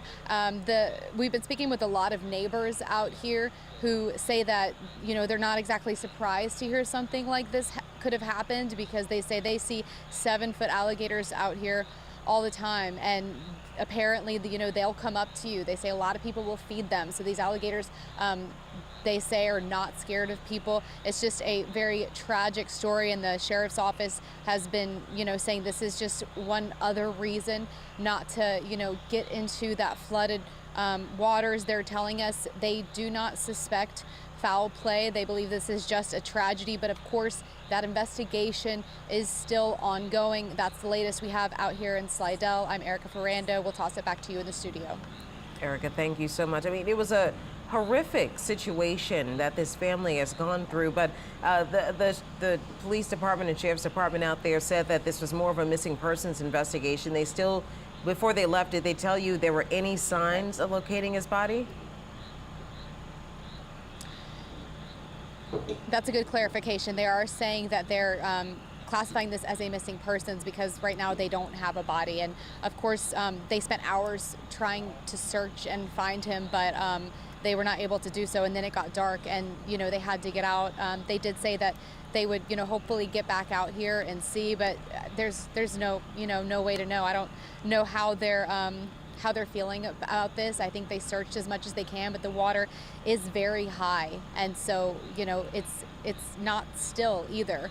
So it's, you know, and that high water brings in some of these creatures. And I know they're common out here according to the neighbors, but may bring them in a little bit more. And but they have not given us any idea as to whether they expect to find him. Of course, they hope to. They say that's a big part of any investigation, but hopefully they'll be out here again. Erica, is the water starting to go down yet there? It appears so. I do believe it is starting to go down, because we can kind of see, some of the debris out here. You can, see just like a few little sticks and limbs and, leaves that probably were brought in from that water. So we do believe it is going down. There's actually been a lot of activity out here because a lot of people live out in this area, and a lot of people are staying at their homes even though they are surrounded by water. So we've seen a few high water vehicles with the fire departments and sheriff's office heading out there to, I guess, check on people or maybe bring people in if they don't want to be just stranded out in their homes. But it does appear that the water is going down. I believe this water that we're seeing is mostly coming in from Lake Pontchartrain. We're pretty close to that area, and then it's just a lot of marshland all around that. Okay, all right. It is an interesting investigation for sure, a sad situation for that family, and one you hope you never see, and quite frankly never expected to see, of all the ways that you can pass away in a hurricane. That's not one that you normally expect to hear. So Erica, thank you so much for bringing us the latest on that investigation. All right, keep it here. I think we're going to go to a quick break. Am I correct? All right. From WWL-TV, this is continuing coverage of the Hurricane Ida aftermath. Well, that break was fast enough. Yeah, it was a quickie. But it's now just after 9 o'clock, and of course, you're watching continuing coverage of the aftermath of Hurricane Ida. Yeah, we've been, of course, covering this from all angles. We just spoke with Erica Ferrando, who's been up there on the North Shore. We have been speaking with people who have been in Terrebonne parishes, who've been showing us what's going on in St. John Parish and what's happening in New Orleans, the recovery that's going on. We have every single angle covered in this, including an update on what's happening in the Bayou region. Mike McDaniel has been there, more specifically in Terrebonne Parish. Take a look at what he saw firsthand. It truly is heartbreaking when you talk to folks around here in Houma as well as down in the southern part of Terrebonne Parish, and you ask them and you want to know what their thoughts are on all of this devastation. They just kind of look around in disbelief, and you're with them because you look around in disbelief too. Even though you see how bad the damage is here, we all know this could have been much worse. In fact, folks around here expected it to be much worse. That's why a lot of folks did leave, but that storm did make that shift. However, we stayed in the storm the whole time, so the eye never went over us, so we still got a lot of wind down here, and that's what a lot of the damage is from. There is snapped power poles, there is downed trees, there's trees on homes, some homes just completely gone in regards to mobile homes especially. We took a drive down to Chauvin, and just along the way, everywhere you look, there was just some type of structural damage or just complete devastation altogether. It just kind of depended on where you were in the mix of that. We went on down to this place called Paul Coon's Restaurant, a very popular Cajun restaurant down there in southern Terrebonne. Part of it is now in the bayou. Another part of it is collapsed, and one of the family members who's with the restaurant says, you know what, we're going to try and rebuild. We hope it's got insurance for a reason, and we're going to try to come back. And that's really the consensus of a lot of folks around here who now have to go through this rebuilding process. Your heart breaks for them, but they are such a tight-knit, close, welcoming community. They will welcome you with open arms and look at you and smile and say, you know what, we're going to rebuild, we're going to be okay, and they will. But for a lot of folks who did leave, they're now trying to figure out what exactly is going on. But there is a lot of damage here. The folks who did stay say, some of them say that they wish they would not have stayed because the storm was so strong and they don't plan on doing it again. You can look at some of the damage behind me back here. This is what crews are having to deal with in regards to cleanup, as well as business owners. I mean, some business owners have had their livelihood just snatched from them. You see bay windows knocked out down here on Main Street or Park Street, and over here there's a convenience store behind me, just in disarray when you look at it. Back over my right-hand side is Terrebonne General Hospital. Part of the roof is gone. Another issue is water at the hospital. Everybody in that hospital had to be evacuated. They're now in Thibodeau, so thankfully everybody's okay with that. For everybody who did stay, like I told you, they say they never saw anything like this. I mean, the wind never stopped.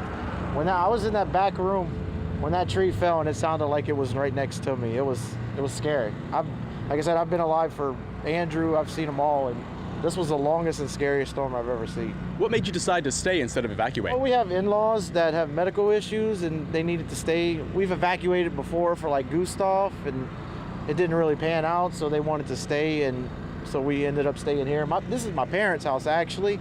My parents evacuated to Houston, and we decided to stay here because we actually live in Schriever. But this house, like I said, I've grown up in this house, and it's a rock, so we decided to stay here, and we were lucky. What went through your mind when you saw the projected path of the storm as it was coming ashore? We were scared.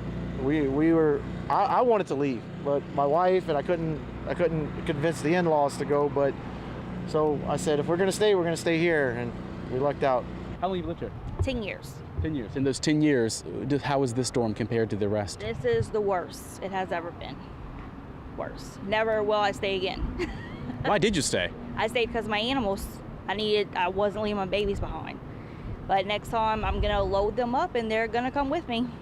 As the storm was coming through last night into this morning, what was going through your mind as you were riding it out? Scared and praying that my roof would stay on. And thankfully it did, from what I've seen. What type of damage have you gotten? So far, just my tree fell over, as you can see, and then the roof, it does need to be repaired. But I do have a small leak in the kitchen, but it's cosmetic. And what went through your mind when you walked outside this morning in daylight to see everything around us? It was very heartbreaking, and showing how fortunate that I was that I still had a house. Because as you can see, all these trailers, there's nothing left to them. They're not coming back to anything. It's very devastating. There are a lot of folks who evacuated from Terrebonne Parish and didn't stay, like the folks you just heard from. Now, the parish leaders are telling those folks now is not the time to come back here. There is no water, there is no electricity, and really there is no cell service. It depends on kind of where you are, whether you get any spotty service or not. Now, when it comes to evacuees being allowed back in the city, the parish says that will be done in a priority basis, but here's what has to happen first. All the roads around the area have to be cleared out. State crews are currently working to get that done. Parish leaders are also working to get that done to try and get this expedited, but again, basic utilities are not in place yet.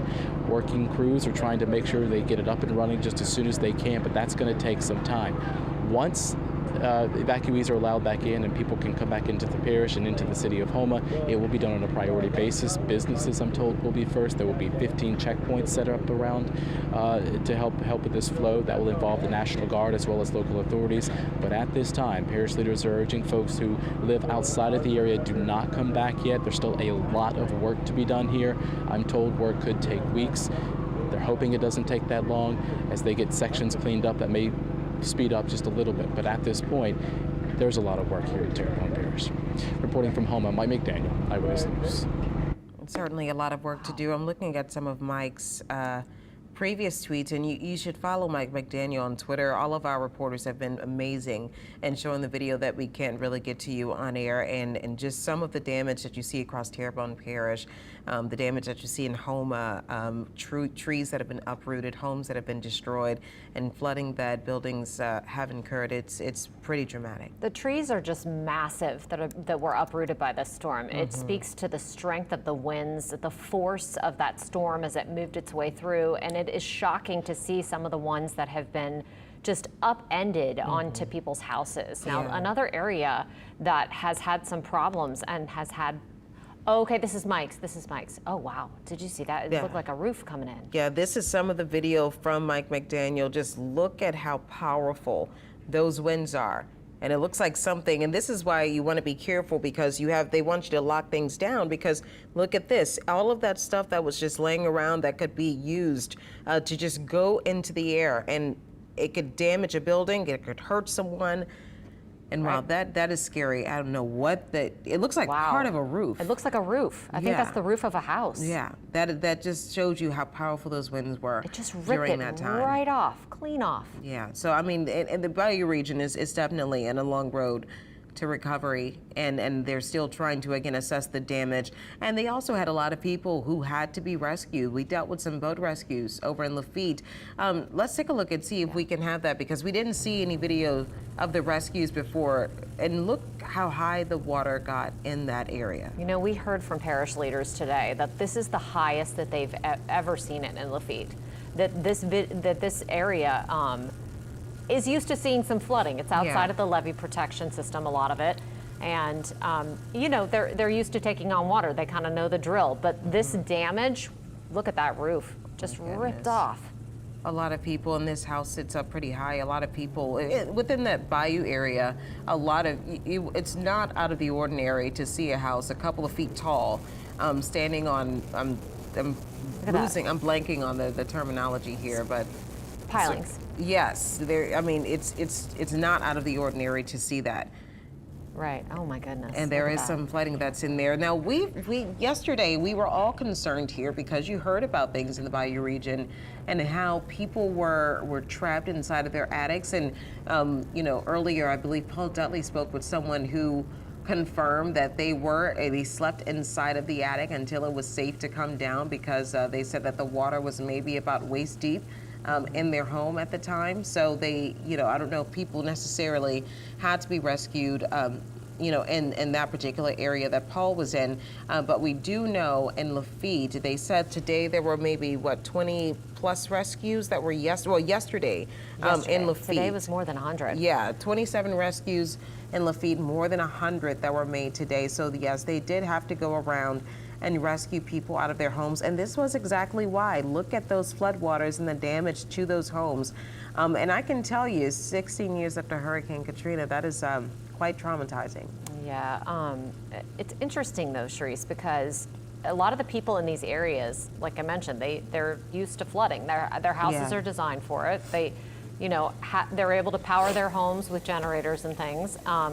And so they're kind of used to it, and I think that's why a lot of them typically choose to ride out storms. But this took them by surprise. This took parish leaders by surprise. This took the residents by surprise. And just look at that water. Yeah. And, you know, I think it took all of us by surprise. One of the main things that really caught us off guard is the fact that we had a storm that was intensifying, that was growing stronger and stronger, but it was moving quickly.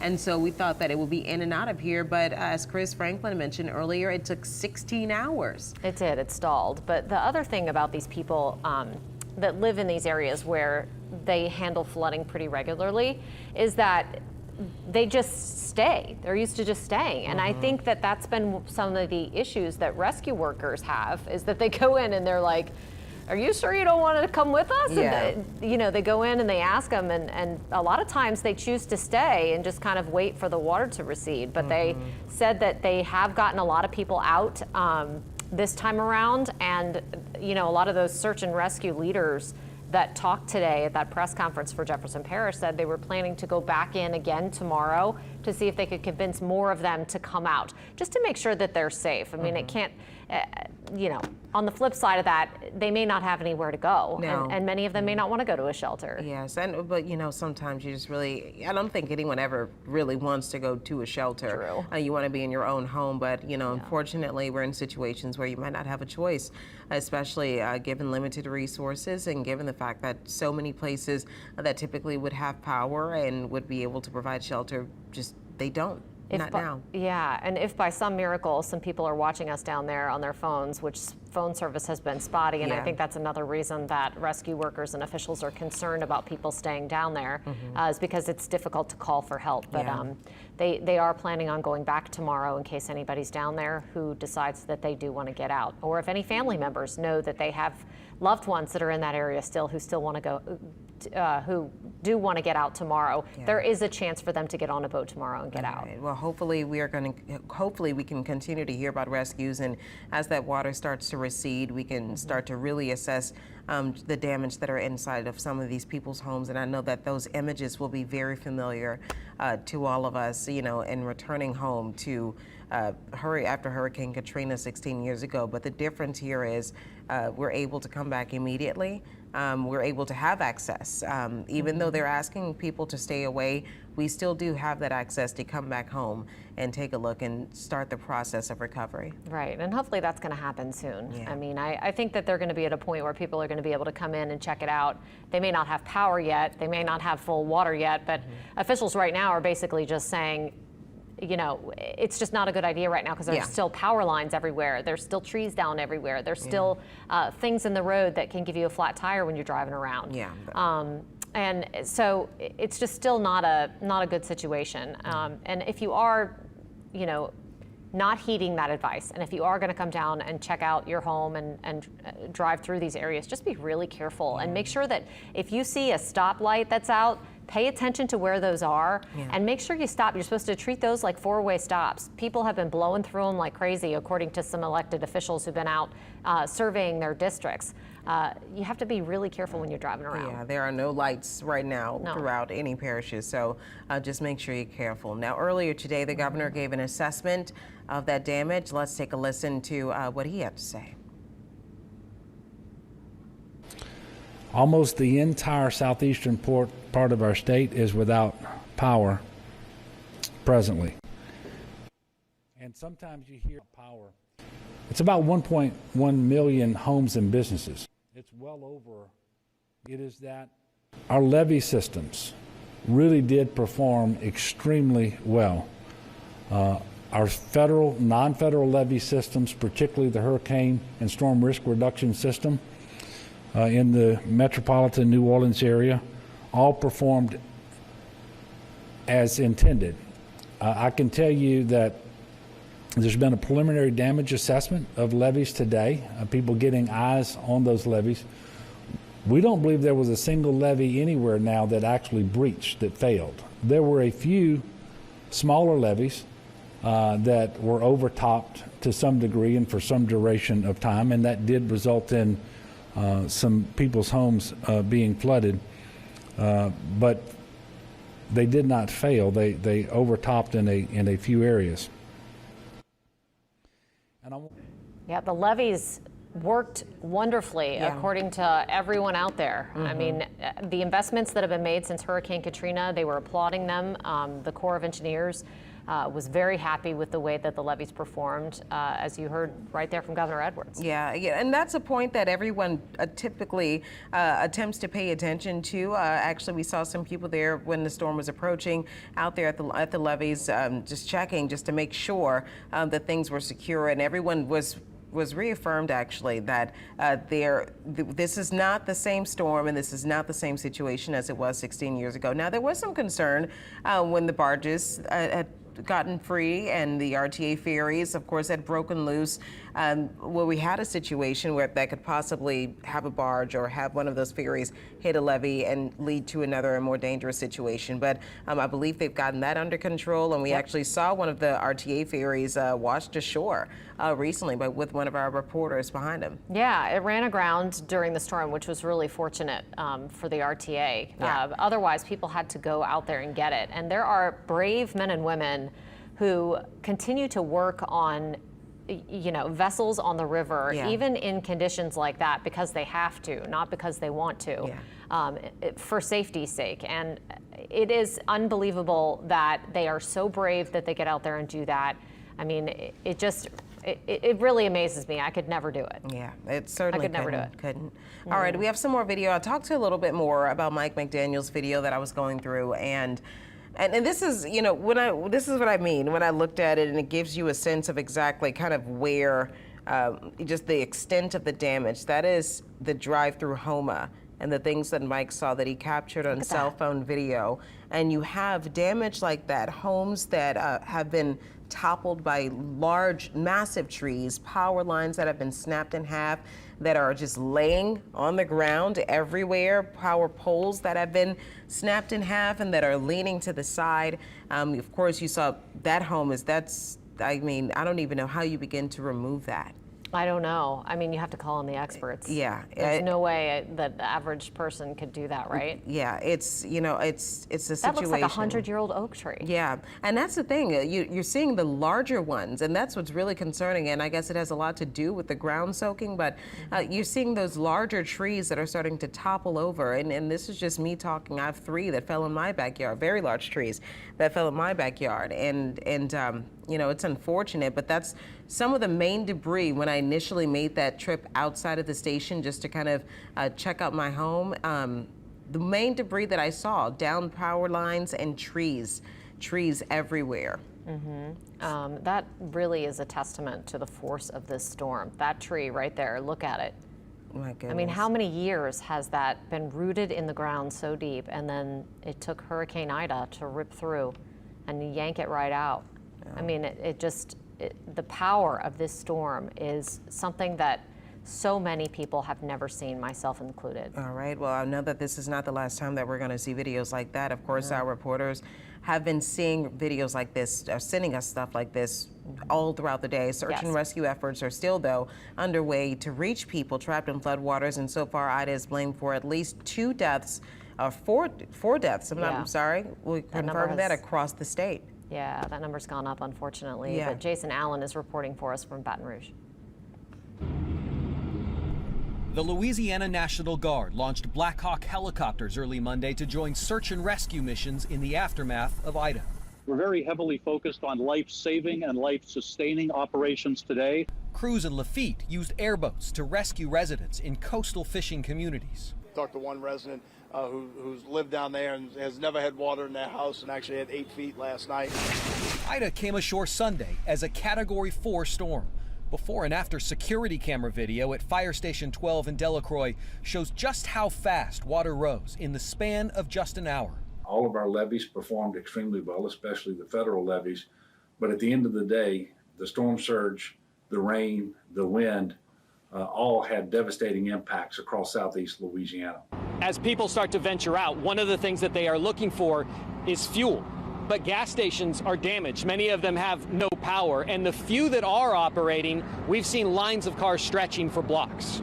In the heart of New Orleans, Ida toppled brick buildings and tore off awnings, but the city escaped widespread damage. A lot of wicked winds. Luckily, no flooding. That's the main difference between this storm and Katrina. Power and communication systems are still compromised. Our 911 infrastructure right now is not operable. It's not just New Orleans, but the southern parishes in the state of Louisiana are experiencing an issue. Officials warn it could take a while to clear debris and restore electricity in the hardest hit areas. Jason Allen, CBS News in Baton Rouge, Louisiana. Yeah, that is obviously a national look at what's going on, kind of a good wrap up of the disaster that we've been experiencing and living for the past 3 days now. It's just something that, is a life-changing storm. Yeah, it's a life-changing storm. It definitely is a life-changing storm, but it's something about New Orleans. We just we go through these situations all the time, but something always keeps us here. We love this city, and we've been through this before, and we lean on each other despite our differences whenever something like this happens. So I know that, when this happened in Houston, they leaned on us, and we've leaned on them. We've had so many people leave the city to go to Houston, to go to Texas and Dallas. So hopefully people continue to support each other and help each other, and to find some light in all of this, really just to find some light. And we're finding a little bit of light right now. Let's just kind of just give us something to smile about. Our Saints, we know that they were evacuated to Dallas. Their practice was at AT&T Stadium, if you can believe that. How can you feel about that? After evacuating New Orleans due to Hurricane Ida. So our boys are still going, and they're still going strong. Saints owner Gail Benson flew the Saints and their families out to Dallas to evacuate the storm. Yeah, they're practicing on enemy turf. I know. Is what they're doing. I'm like, I don't know how to feel about this. Yeah, I'm conflicted. Oh, I want to be excited, but I don't know. I'm sure it was even strange. It was weird for them too.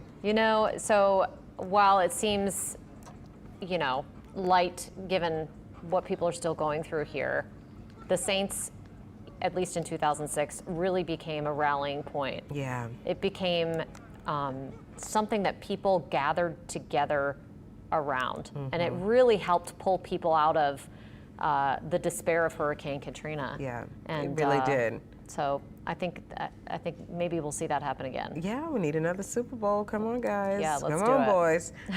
and you know, everyone in New Orleans loves to gather around the drinking, their favorite watering hole, but a lot of those are closed right now. But Courtyard Brewery is open. They are. They were trying to get rid of ice cream and IPA beers before they go bad. And a group over in the Courtyard, Devin Bartolotta got this afternoon. She says this group in the Courtyard, they were just talking like they're old friends, but they just met today. It's one of those things.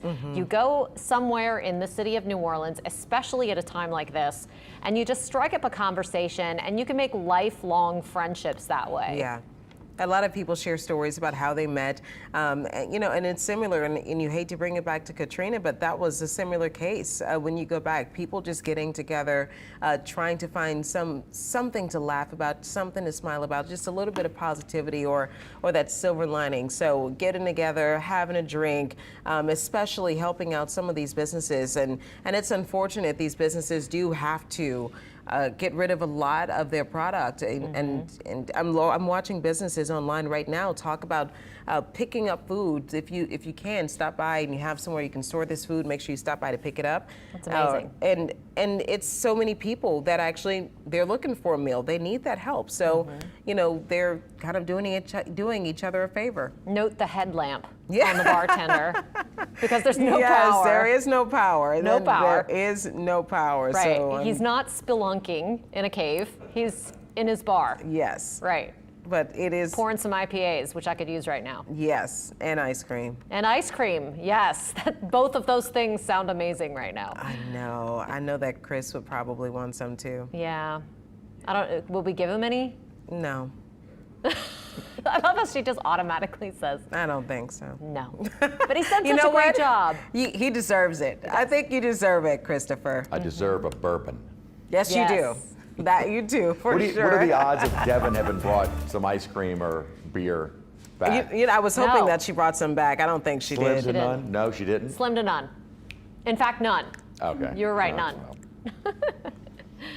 Guy can dream, can he? Yep. Let's take a look at Ida going through Louisiana. Where it began was south of Jamaica. And if you do kind of remember back into the early part of last week, we were looking at what would likely be a system trying to develop and move into the Gulf. In that earlier formative stages of the system, it looked like it was going to more toward Mexico or Texas. But I tell you what, as soon as the computer models grabbed onto South Louisiana as the potential landfall, as it was starting to get a little bit better organized, it just never did vary. And as I've said before several times this season and even last season, the computer models do a far better job than they ever have in certainly the history of computer models since you go back to the earlier days in the 70s and 80s. But even just in the last couple of years, really I'd say the last 2 years, have they gotten far more accurate with their forecasts. And it really had been calling for a South Louisiana landfall. Now, there was always that trend, and everybody would ask me, all right, I think I saw the models trending more to the west, or now it's trending more to the east. And yeah, we had kind of been playing with that little back and forth for quite a while. And remember, the models had at one time trended a little bit more west of Baton Rouge, and then they started to bring it back over Baton Rouge. And sure enough, it started to trend east, and it did not, the center of which, pass right over Baton Rouge. And there was some damage out there, but relatively speaking, they were spared the worst of it, and that's where we got in southeast Louisiana. Obviously, it's very comparative.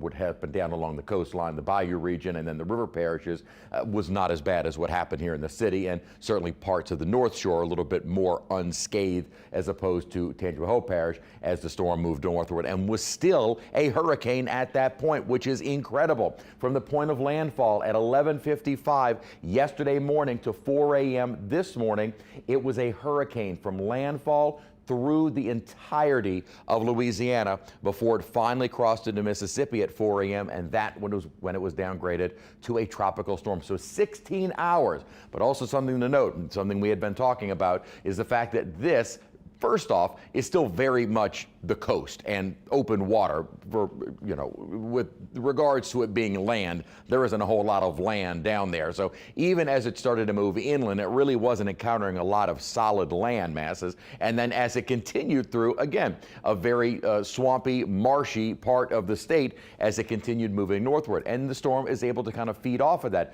Not necessarily enough of which, not enough of the energy that would allow it to strengthen, but it certainly allowed it to maintain that intensity, and which is why it looks as though it was a very slow storm to weaken. And unfortunately, as it started to move inland, it was beginning more of that turn toward the north, which is why it started to slow down. Now, our camera doesn't look quite right. It looks like something will probably have to be reset on it. We kind of lose the color as the sun goes down, but you do see some lights. Now, obviously, this is all generated, but you also see a few cars at times. So few folks out on the roadways. I would not do that, though, tonight, as folks are, again, trying to assess the damage. Give it another couple of days. Hopefully by tomorrow, certainly, we'll start to see more areas that have been cleared of debris and those power lines that can be very, very dangerous, because as I mentioned, sometimes it'll hang across the road at level with a car and you cannot see it, and you can run right into it, and it could seriously damage your car. At a minimum, it could be deadly at the worst. Where is Ida now? It is a depression, and the moisture associated leaving us, and for the most part, it is all off to our, in terms of that deep fetch of tropical moisture that is still being fed around the circulation, is now a little bit more to our west, and that remnant moisture and circulation will push off the East Coast in the coming days. So get rid of it. We still have a little band of showers that are pushing across Mississippi. This is all associated with the circulation. And the models had been picking up a few of these bands. Actually, the models, it indicated we'd see a little bit more of a solid line of showers move across southeast Louisiana. Really wasn't as much as it stayed generally across coastal Mississippi. So most of that rainfall ending. Can't rule out a few more little pop-up showers, but notice how the model is also trying to fire off that boundary a little bit more active along the coast. Well, just kind of based on the model trend, I would first off say it's not going to be this intense, and second, I don't think we're going to see as solid of a line of storm. Certainly that may extend down toward the Louisiana coastline, but I don't think it's going to be very intense. And most of that stays along the coastline for early tomorrow morning. As we go throughout the day tomorrow, might see a few more little pop-up showers here and there, but it does look like the bulk of it stays either south of the lake or offshore. So I kind of reduced our rain chance for tomorrow slightly, about a 40% chance, and most of that is going to be on the south shore. We're finally seeing that upper trough deepen a little bit more to the south.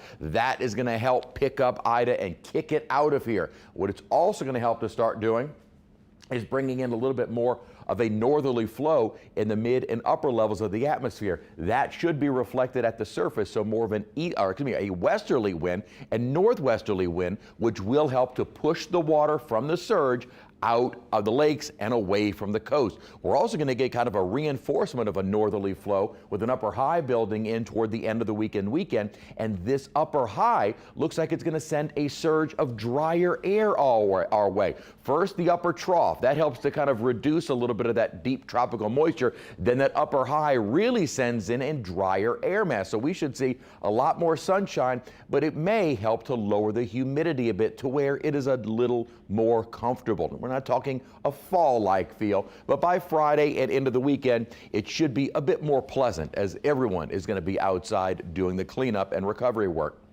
And we're going to be talking about the heat in just a moment. It won't be quite as bad as we get into the end of the week because the heat index isn't going to be as substantial. As we were saying, pointing out the fact that a lot of our observing stations have gone down due to the storm. And so what few are left is all we can use to relay the weather information across the area. Winds generally still out of the southwest right now, which isn't exactly hurting the storm surge, but it isn't really helping either. What we need is more of a westerly wind, which does look like it'll start picking up during the day tomorrow, and then a little more of a northwesterly component to that wind should start to set up kind of steadily through the week. And it looks like more of a west and northwesterly wind will take us on into the weekend and early next week. So the winds are going to turn more favorable to get the water out of here. But speaking of the heat over the next few days, National Weather Service has actually decreased their criteria for a heat advisory. Heat advisory is usually when the heat index is getting up into the kind of 105 to 110 range. Anything higher than that, we have an excessive heat warning. But they lowered the that level down to 100 degrees for a heat index, which is very common in the summertime. But the reason for that is because you can't cool off. There is no air conditioning, so a lot of folks outside and most of us not having any way to cool down. So that's why you just need to use caution and exercise that bit more safety mind, as we will be looking at heat that will be maybe a bit more of a strain on folks, as you just don't have a way to cool down.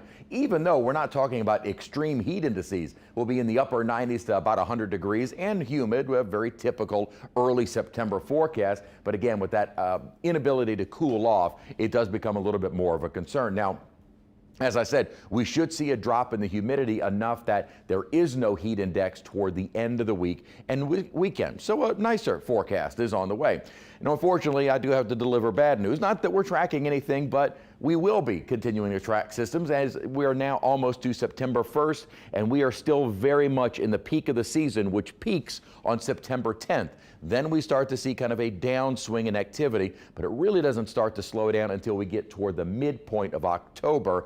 And then by the end of October is when we can kind of breathe that sigh of relief. November is a very quiet month. There are a few systems I need to remove, Julian, because it is now a post-tropical system. But we do have Kate. Ida, obviously, still moving well inland. One little area that we'll monitor, but at the moment, none of the models are developing anything from that. And a more aggressive wave is coming off of Africa, but we'd have plenty of time to watch that. And right now, even the long-range models not doing anything with it. So we'd still do have a few passing showers here and there across the area this evening. Otherwise, we've had some clearing of the skies, and we should see more sunshine over the next few days and fewer showers. So that is good news to kind of help out with the cleaning efforts. But it is still going to be hot, and it is still going to be humid, and nobody really has a way to cool off. May still have a few coastal showers going into Wednesday as well, but we will start a bit of a drying pattern as we continue through the rest of the week. Outside right now, not too bad. 82 degrees, dew points, winds, most of our, the humidity not being reported at the moment.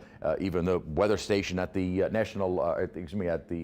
New Orleans International has had some damage. Winds out of the southwest at 13 miles an hour at the moment. 70s and low 80s across the region at the moment in our forecast. High of around 91 degrees during the day tomorrow. Again, I did lower the rain chance slightly. Still a little bit of a breeze and a 40% chance of rain, and most of that will be either along the coast or south shore or down toward the coast. Then far less rainfall Wednesday and Thursday, and again, probably right near the coastline.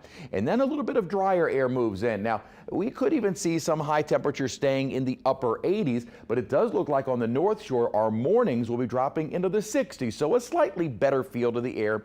Again, for early September, it'll feel a little bit nicer. Not exactly a late September feel, but we'll take what we can get. And this is especially important to the number of folks who are going to be outside with the recovery, cleanup, and rebuilding efforts. Okay, Chris, thank you. Oh, thanks, Chris. Yeah. Sorry. Our producer was talking to us in our ears at the same time. We couldn't You hear. were paying attention to me. No, we heard your voice and the producer's voice at the same time. You know how this goes, Chris. I do. Yes. She was telling us what to do. And what to do is say we'll be right back. So Yes. we'll be right back.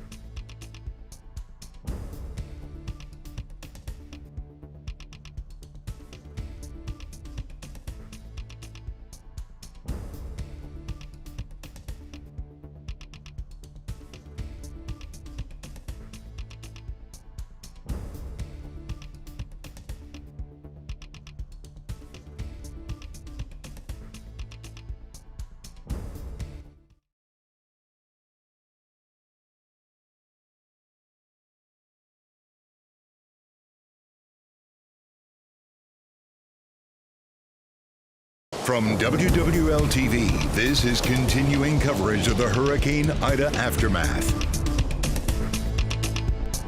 Welcome back. I'm Sharice Gibson. And I'm Katie Moore. It is about 9:40 p.m. and we are in day 3 of our coverage of Hurricane Ida, now fully entrenched in the aftermath. We want to thank you so much for staying with us. Yeah, again, we have been covering Hurricane Ida and its aftermath. We want to make it easier, though, for you to find information from your parish. So take a look at your screen. This is pretty cool. Text HOME to 504-529-4444, and you get a specific link for your parish. We'll tell you about roads, power, curfew, schools, and more. Yeah, we want to make it easier for you to get information about your area because I know that's really important to everyone, including those of you who are watching from afar. So on your screen right now, all you have to do is find the number next to your parish. So like if you want to know about Plaquemines Parish, it's number 10, St. Charles, number 5, Orleans, number 1. Just text that number to 529-4444 and you can get specific information like road conditions, power statuses, school closings, and so much more. So if I'm in Orleans, I'm going to text the number 1 to 529-444, Jefferson number 2, St. James 11, and on and on and on. All right, so that's good stuff. Yeah, really good stuff. I know that a lot of people come from different areas and we have so many different people and viewing areas. We want you to know everything you need to know. And I know that right now a lot of you are dealing with losing power, and so you're watching us either from YouTube or from Facebook or Twitter, and thank you so much for joining us. We want to make sure we keep you informed, and that is just another way that we're doing so. The damage and the destruction from Hurricane Ida is widespread, and it is extensive, and it is dangerous on the ground in a lot of ways in that there are power lines down all over the place. There are trees down all over the place. There are nails. There are things that can pierce the tires of your car if you decide to come driving around. So we've heard across the board from elected officials around this area and emergency managers that now is not necessarily the time to come down and see what your property's doing if you don't have to. Yeah, there are a lot of people who are very curious, and that curiosity is warranted. And I know that people are very afraid or worried based on what they're seeing posted on social media. Social media, of course, can make your anxiety extremely high. But right now, local officials, and not just in Orleans Parish, but surrounding parishes, are telling people to just kind of hold off for a little bit. That is, if you can.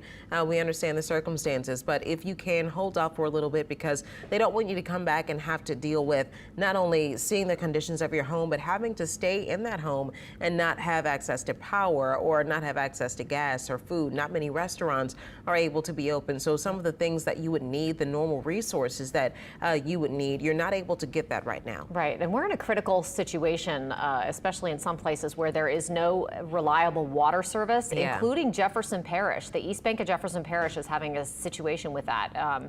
That means that it's difficult. You basically cannot take a shower. You cannot flush the toilet. You cannot do a whole lot of things. That not only do you have to boil it, but there really is no water pressure. Not at all. Yeah, so you can't do any of that. There's no power in Jefferson Parish right now. Obviously, we know as well, no power in Orleans Parish, and no power just about in many of the other surrounding parishes as well. And because of that, and because of the extent of the storm damage, we have had a situation where officials have had to evacuate hospitals in the viewing area. Yeah, take a look at some of the video that we captured of that evacuation, just to give you sort of a glimpse of exactly what it means when patients are being evacuated from a hospital.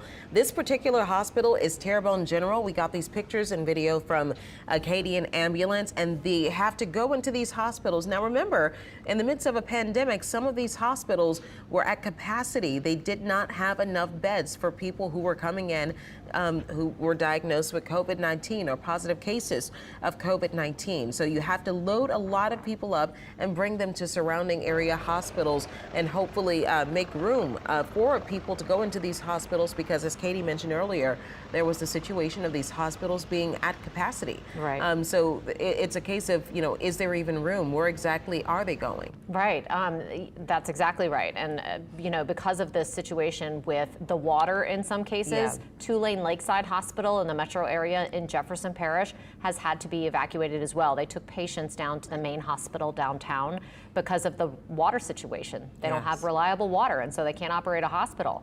And that's, again, is like is the 5th hospital that they've had to evacuate. They had to do 4 others in those bayou parishes. Yeah, and now regards to hospitals that are in Orleans Parish, I know that we've seen some video that's happened that's been spreading around social media with some damage. I don't know the extent of that damage, but some damage to some of the Oxnard facilities. But so far, it isn't enough where I don't believe that they're inoperable at all. So, No. So in Orleans Parish, you don't have that issue.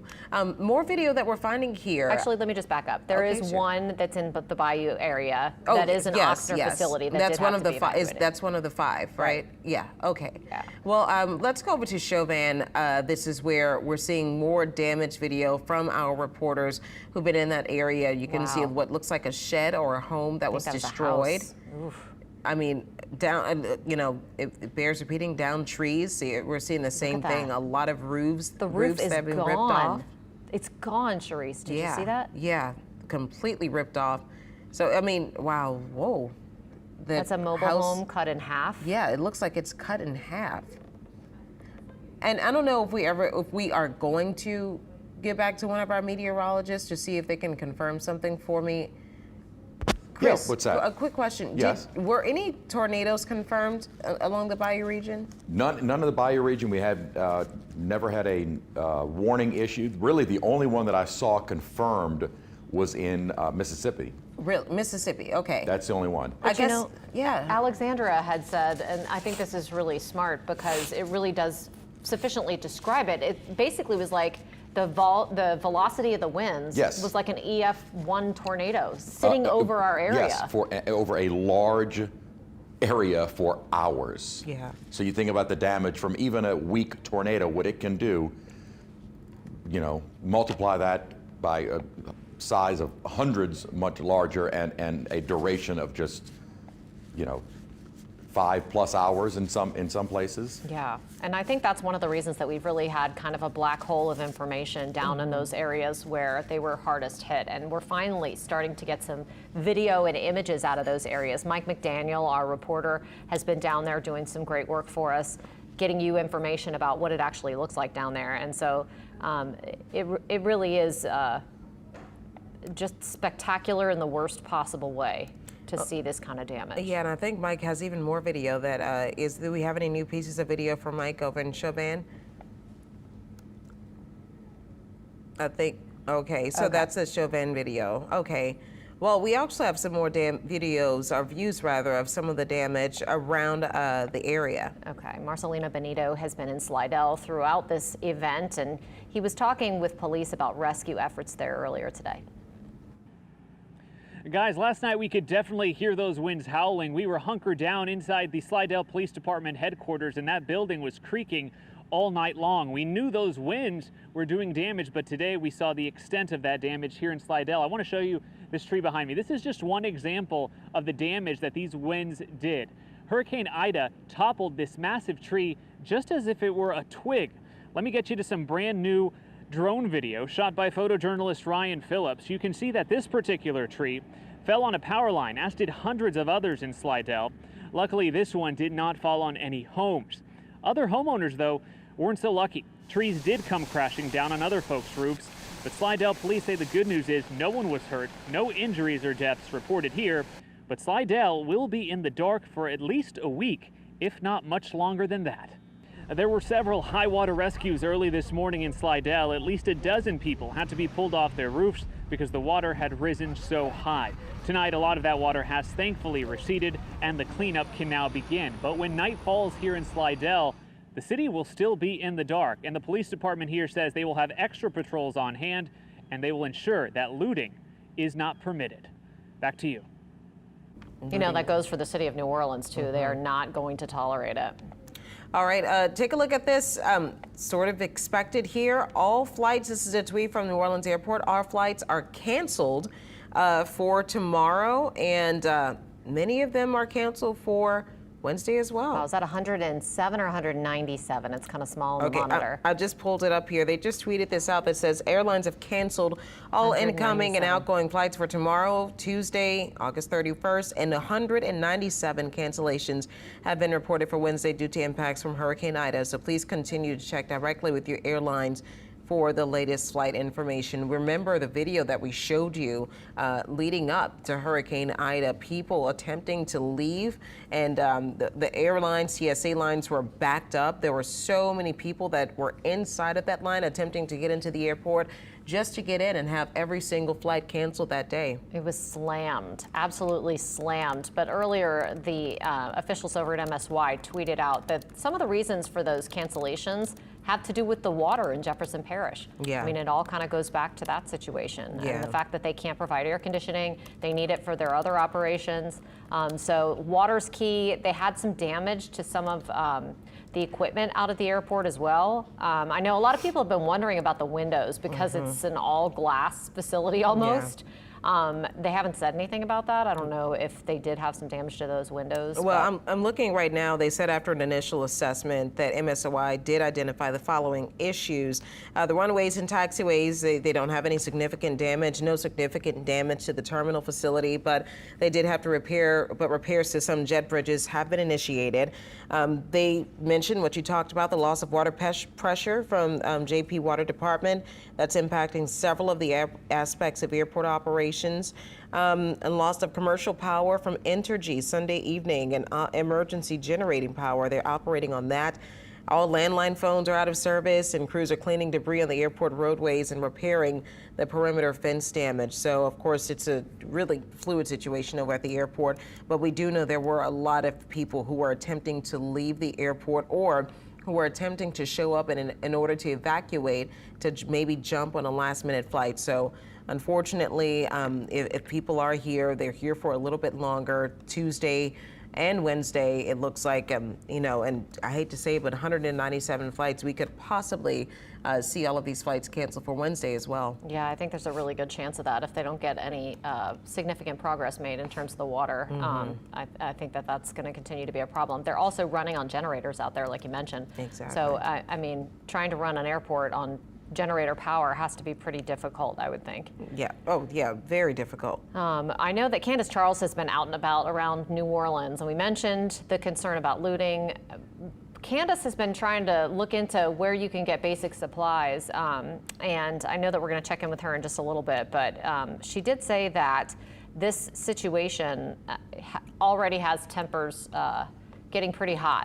Yeah, well, they talked about the heat, and they talked about the fact that gas is not available, resources aren't available. So whatever is available, people will attempt their hardest, or try their hardest really, to try to get their hands on it. So, I mean, hopefully everyone has some patience. Everyone has patience with each other, and be kind. We're all dealing with something right now and trying to get through it the best way that we can. Right. Be there for each other, help each other out. And, you know, that's one of the things that I think we're already seeing in places like St. John Parish, where they've had significant flooding, many rescues by both officials and by even some strangers out there, with Cajun Navy people involved. And it's been pretty amazing. And William Joy was in Laplace earlier today for us. Right now we are in Laplace, and the water levels, you can tell, are still very high, but nothing compared to what they were earlier. People that we talked to who live here said they were several feet higher than where they are right now. This entire neighborhood really got some of the worst flooding that we saw from Hurricane Ida. Right now we're making a trip through the neighborhood with the Louisiana Department of Wildlife and Fisheries Enforcement. They're kind of going through, trying to pick up people. What they've told us so far is that a lot of people, if they were able to make it through the nights, have decided to just stay in their homes.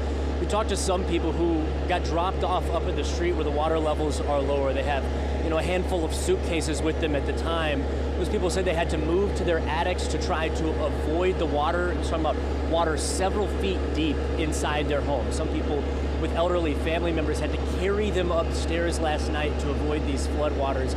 It was a scary night, and on top of that, there has been little cell phone communications, both last night and again this morning. Some families were able to communicate with family members, let them know they were okay. But these floodwaters that really came over from the lake have just totally destroyed the neighborhood. You can tell not only through the wind damage of this storm, but the flooding has really been significant. We've seen several people carried out on boats while we've been here, several cars that have just been flooded out. The further we go this direction towards the lake, the deeper the waters are getting. And again, this has actually receded quite a bit from what we saw earlier. Continuing to kind of continue to get updates from different people who are being evacuated. You can see a man there with his dog being carried out on a boat. whether it's fire rescue crews or state officials, the rescue efforts are still underway here in Laplace and probably will be for a long time, and it'll be much longer until rebuilding can begin. In Laplace, I'm William Joy for Eyewitness News.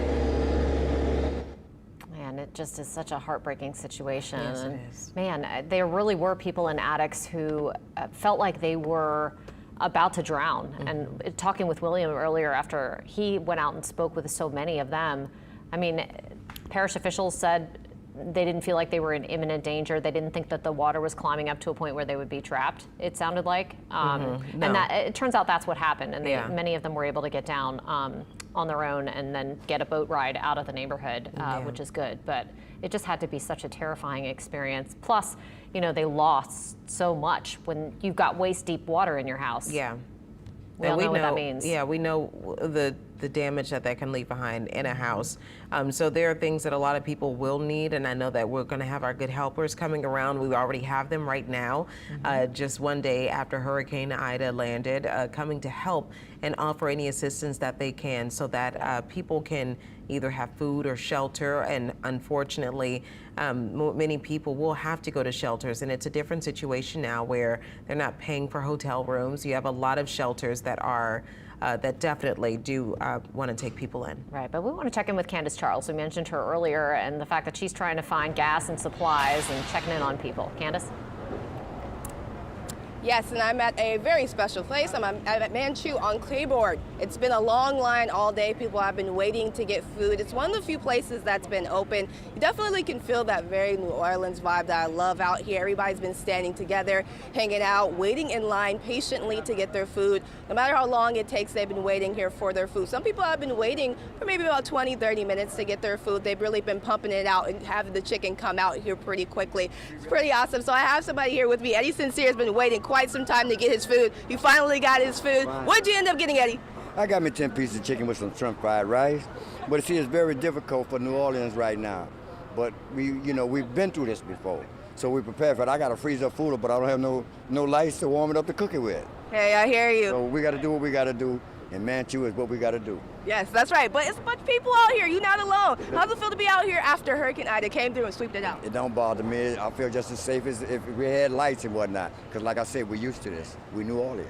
That's right, resilient folks. Yeah, right. All right, I'll let you go and enjoy that food. As you can see, folks are just having so much positive energy out here. It's what I really, really love about this place. All right, you ladies, I'm going to toss it back to you. Manchu's what you got to do. They need to make that the new slogan. I'm telling you, that's it. That is what it is. And those lines, I don't know if you guys have seen Candace's video, the line that is outside of Manchu, that line has been long like that for a very long time. And just to see that it's still like that is quite amazing. So their wings are delicious. Yes. And I'm sure that's a little bit of comfort food as well for a lot of those people in that line. The wings, the rice, everything. Yeah. I usually don't, I try not to indulge unless it's Mardi Gras and I'm underneath the bridge. So we'll, I hopefully will indulge now. Yeah. I will definitely get some. Maybe we can ask Candace to bring us some back. That'd be nice. Maybe. Well, we've been eating like crazy here too. So everybody in the hurricane snacks going through it. I know. Well, my heart goes out to all those people who out there aren't able to just snack with us. Yeah. But our coverage of Hurricane Ida and the aftermath is going to continue in just a little bit. Yeah, and in the meantime, of course, we are streaming on Facebook. We're streaming this on YouTube. You can go to our website, WWLTV.com, for all of the information. And of course, remember, text the word HOME to 504-529-4444, and also text the number. And we have the number that's going to come back to you to tell you what area that you're from. If you text that number, say if I'm from Orleans Parish, I would text the number 1, and it will give you all of the information you need to know about your parish. So we want to make sure that you stay connected, even though we know it's very hard right now for a lot of us. People are all over the place right now, and we want to bring you the very latest on Hurricane Ida in just a moment. From WWL-TV, this is continuing coverage of the Hurricane Ida aftermath. In the aftermath of Hurricane Ida, entire communities are cut off, surrounded by water. For many, the rescue response arrived by boat, dozens of them responding to places like Lafitte.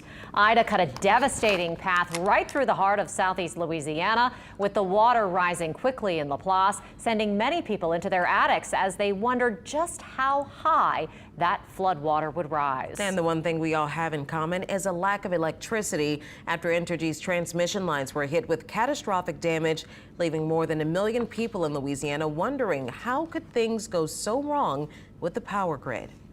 Good evening and thanks for joining us, everyone, and staying with us as we cover this historic hurricane and the devastation in Ida's aftermath. I'm Sharice Gibson. And I'm Katie Moore. Tonight we're all in the dark, and the whole loss of power is being traced back to the failure of 8 Entergy transmission lines.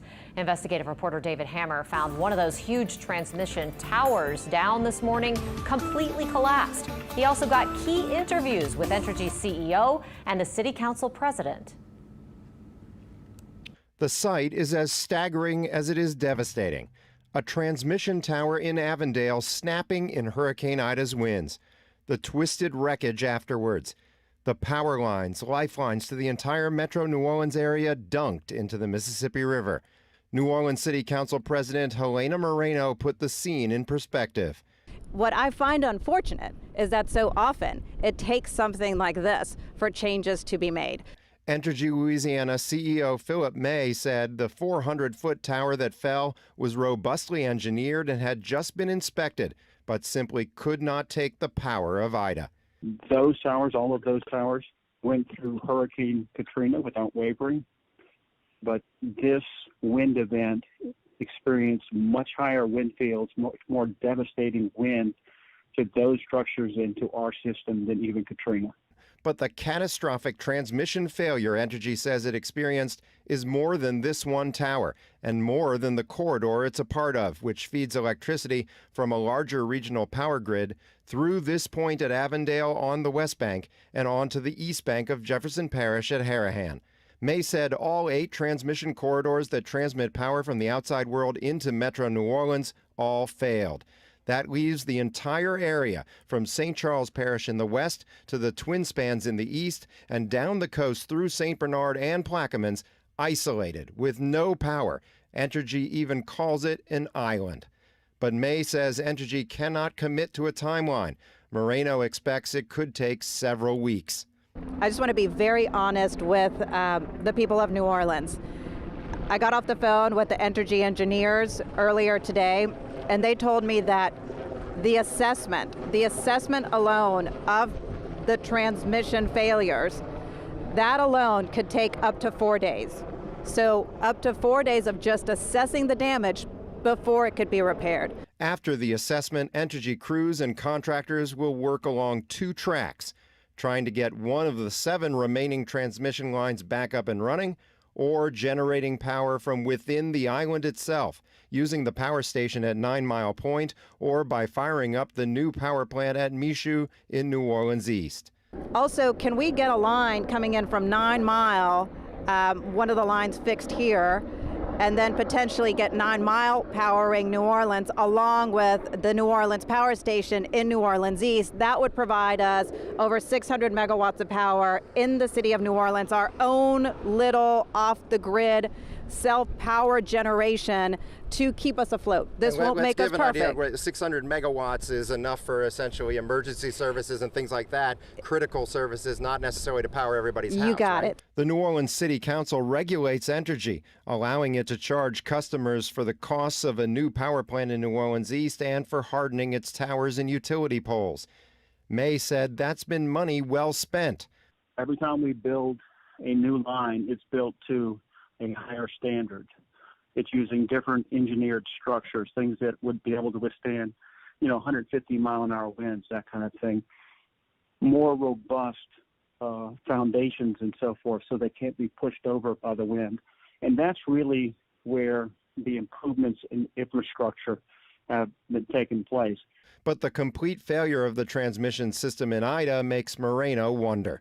But for all 8 to fail, I just think that I'm I'm just wondering whether this could have been prevented, and that's what we're going to be looking into. So yes, the focus is on absolute restoration. That is what we're all about right now, but more will follow with investigations and getting to the bottom of how this happened and what can be done better by the company. That was David Hammer reporting. We've gotten several questions from viewers wondering why Entergy doesn't just fire up the new New Orleans power station at Michoud, that new plant that customers are still paying for. Remember, Entergy used paid actors to lobby the city council to let it build that plant and promoted it by saying it would let them make power, quote, on an island. But now that we are an island, Entergy spokeswoman Lee Sabatini said they still need the transmission lines to be restored to be able to deliver the power from New Orleans, from the power station to the rest of the city. Well, Grand Isle is just to the east of Ida's landfall, and it took an incredible blow from this powerful storm. The storm left widespread devastation across the barrier island, and roofs were ripped off houses. You can see it here. Wind gusts as strong as 118 miles per hour recorded there. Highway 1 leading to Grand Isle flooded before the storm arrived, and officials aren't quite sure how much of it will be left once the water recedes. Ida was still a monster storm as it passed over Lafourche and Terrebonne parishes. Check out this security video of debris flying around the Little Caillou Fire Department in Chauvin. It is insane. Many water systems went down, and the hospital was forced to evacuate its patients. Acadian Ambulance shared this video. You're looking at patients being evacuated from Terrebonne General Medical Center. Well, after the devastation of Ida, like all major storms, people emerged to assess the damage to their businesses, to their homes, and to their lives. Now, one auto repair shop owner in New Orleans had rebuilt after Hurricane Katrina, so he knew exactly how to keep his expectations in check. But still, what he found today was a shock. And as Mike Pearlstein explains, it was a shock that he's determined to overcome. Major hurricanes dish out indiscriminate damage. Some people face floodwater. Others deal with wind damage. And still others emerge unscathed. And this was my first major remodel on the building. Took down the metal walls, put up the cinder block walls, thinking that this was going to be even better. The owner of NOLA Automotive Repairs at Earhart and Simon Boulevard had just finished the sturdy new wall, so it was far from his top concern. After weathering the storm on the North Shore, Joe Corona was disappointed to hear that his son's house flooded in Slidell.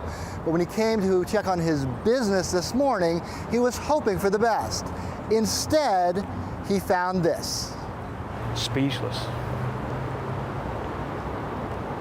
Really don't know what to say. At that moment, Joe's thoughts about the future of his business ran the whole spectrum. A lot of things go through your mind when you first look at everything, you know. Part of you wants to quit and give up, and then the other part says, nah, you can't do that. You stuck it out this long. Then Joe thought about his employees. We got 10 families that work out of here, you know, that depend on this place. So we don't want to quit. Even though he doesn't have insurance, Joe Corona is now determined to come back. Been here a long time, and just gonna figure a way to get through it. First, there's the job of boarding up. Then he'll notify the 3 customers whose cars were crushed. And through it all, Joe Corona will weave the thread of his own setbacks into the fabric of resilience that defines this hurricane-hardened region. As a community, though, we're gonna have to just get through it. Mike Pearlstein, Eyewitness News. Towers condo building sending seniors and other residents out of their homes in the middle of the storm. Brendan Keefe has the story of how they got out. This storm was a triple threat. Some hurricanes hit with flooding rains, others with relentless storm surge. Ida had all of those, and the winds of a major hurricane. This is steel reinforced concrete. You would expect that this is the best place to ride out a storm. That's what we thought, but we didn't know that the roof would give up. Elsa Marie Brewer was inside her home at Metairie Towers when the roof peeled off. Wind alone didn't shatter these windows. It did send the roof cascading over the edge into the glass. Those condo units then filled with rainwater. And what was it like? What was the sound and what did it feel like? There was no sound because, we didn't know that the roof was coming down. And all of a sudden, in our floors, was water. And first we didn't know where the water was coming from, and the water was maybe, like 5 inches high. Remember, this was happening in the middle of Hurricane Ida. Some hoped, others prayed. Who would save them in the middle of the storm? It turned out salvation was right across the street at St. Francis Xavier Catholic Church. And that was so welcoming and so nice, that nobody had time to get scared. Metairie Towers has only 7 stories, but its residents now have dozens of stories of survival. For Eyewitness News, I'm Brendan Keefe. Well, Tulane is evacuating its students to Houston, both those who stayed on campus and those who live off campus. Now, the school will pay for a place for the students to stay. Now, they will leave by bus at 10 a.m. tomorrow. Tulane is also changing its schedule so that people don't have to come back to the city. Classes are canceled until September 12th. Then they will resume online only. On-campus classes will start back up October 11th, and the 2 weeks of canceled classes will be rescheduled to end the semester. Southern University of New Orleans says it will be closed and all classes canceled until the power comes back on. Students who stayed on campus are being taken to the Baton Rouge campus. Well, we'll be right back with more coverage on Hurricane Ida.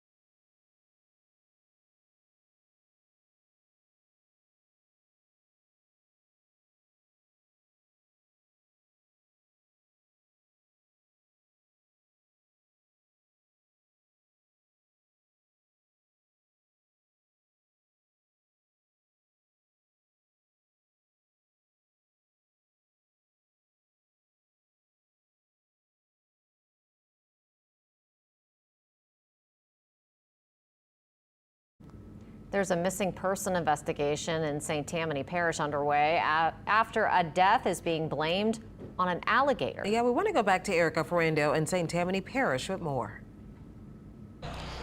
The St. Tammany Parish Sheriff's Office is investigating an alligator attack out on Avery Road in Slidell. The 71-year-old man has still not been found. According to the Sheriff's Office, a woman called police asking for help after she told them an alligator bit off her husband's arm around noon Monday. This area, the water is high. It is all flooded. It's near Lake Pontchartrain, and there's a lot of raised homes out here. She told investigators that her husband went down to his shed, which had several feet of water in it. As that water is still high coming in from Lake Pontchartrain, she heard commotion, and when she went down there, she witnessed the attack. She told them she was able to pull him away, but there wasn't any cell service at the time, so she left for help. We spoke with STPSO Captain Lance Vitter. Take a listen. It's a raised house, and it's surrounded by marsh and the wildlife refuge.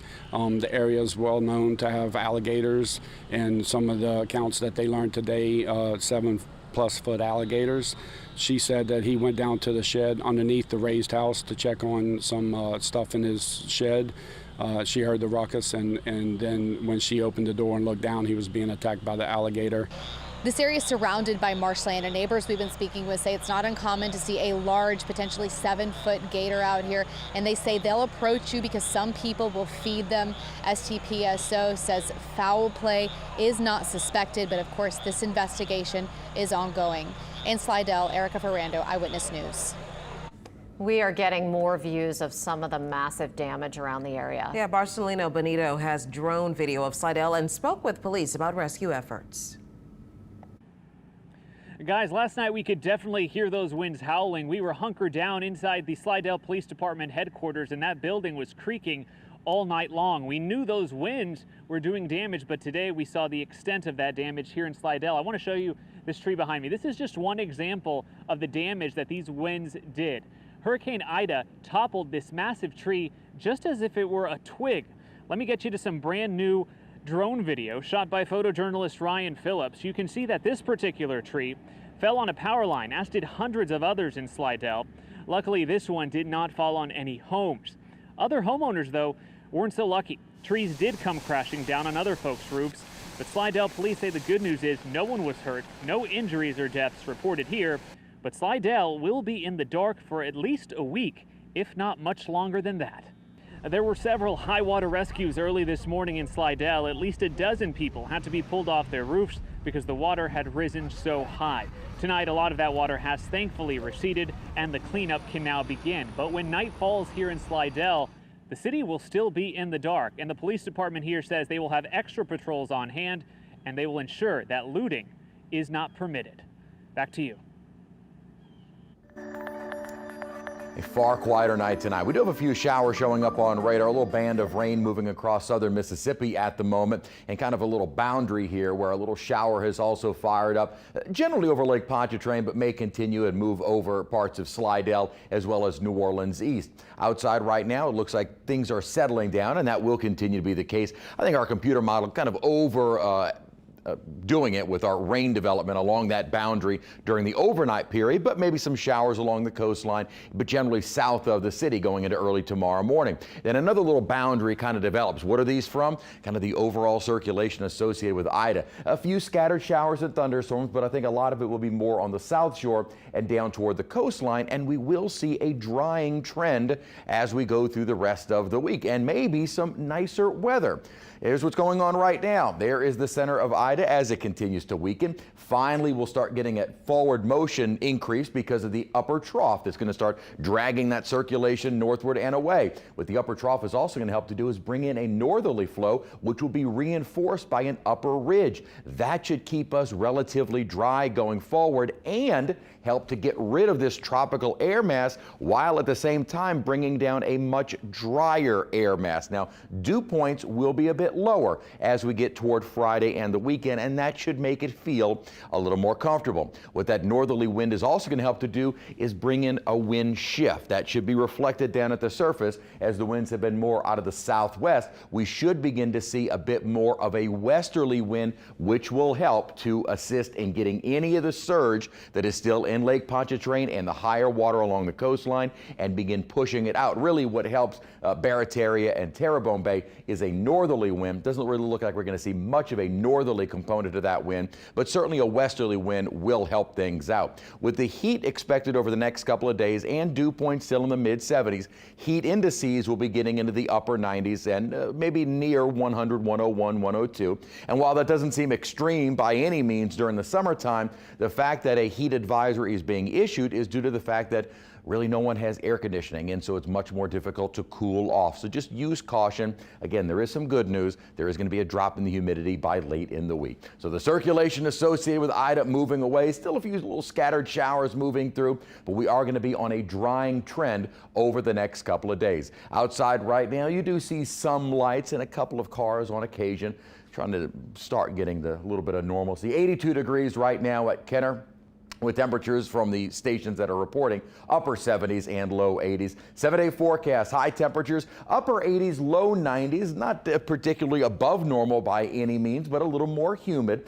And then the drier air moves in, and it should feel a little nicer as we get toward the weekend and early next week. Thank goodness we could use it. Yes, we do. All right, thank you, Chris. The New Orleans Saints are also evacuated. Yeah, but they didn't actually get time off. See what they were up to in Texas coming up.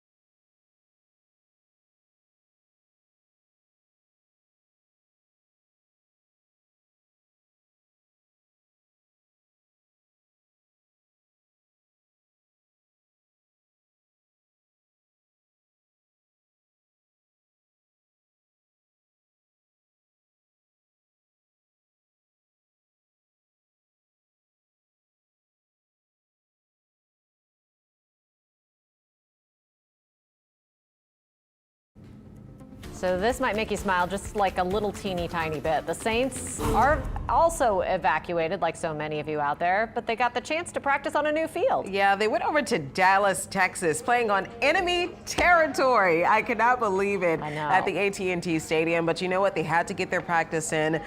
Gail Benson brought the Saints players over and their families. Yeah. Now, as you venture outside and you want to see what the damage looks like in your neighborhood, you can also help us assess the damage and share what you're seeing with others who are in Southeast Louisiana. Here's Devin Bartolotta with how you can use the Near Me feature on the WWL-TV app. It's as simple as snap, submit, and see. If it's safe, snap a few pics of the storm damage near you, then submit your photos and videos to the Near Me section in the bottom right-hand corner of your WWL-TV app. After that, you can see your photos and photos from your neighbors all over Southeast Louisiana. Download the WWL-TV app and start snapping, submitting, and seeing.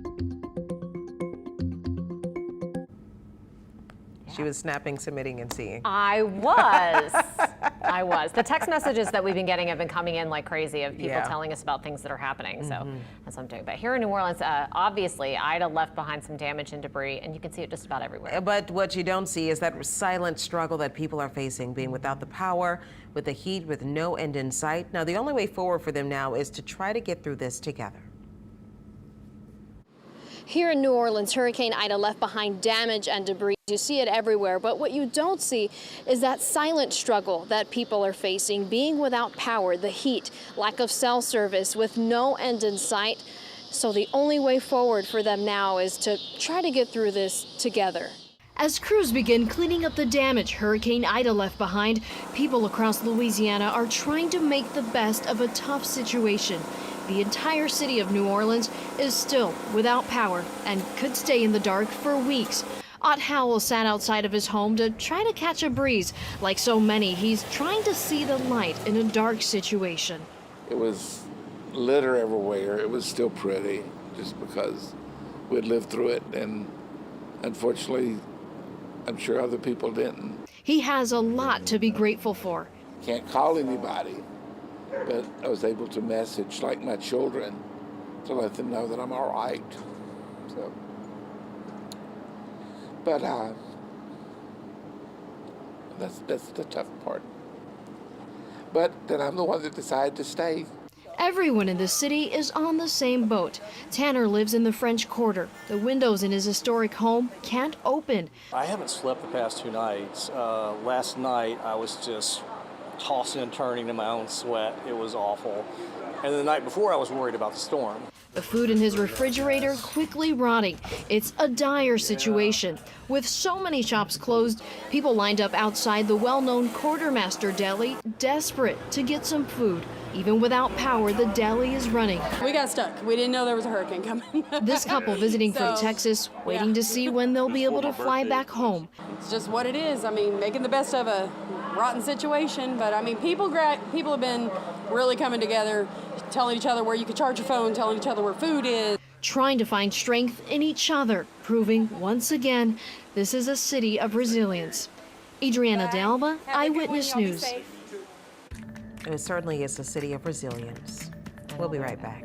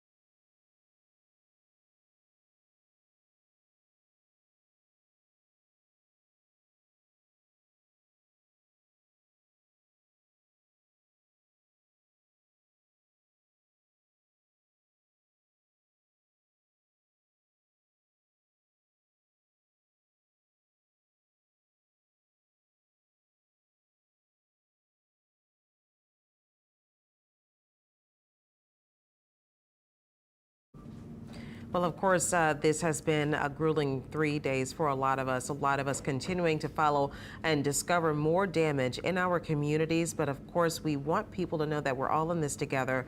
We have to continue to be kind to each other, give grace, and give a lot of patience, because we're all dealing with something behind the scenes, and so many things are stopping us from really pushing forward and doing what we need to do. But as long as we have that patience and have that grace, we can keep pushing forward together.